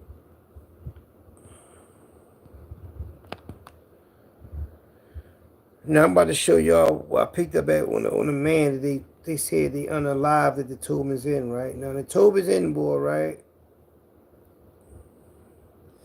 Now that guy that lost his life that was rich. Now my thing is, why would anybody want a white man? Why would any white man want to see this man right here that lost his life? Him. He lost his life, right? Why would they want anybody in Philadelphia that's black to follow a rich black man? That was a wealthy black man who got gunned down in a restaurant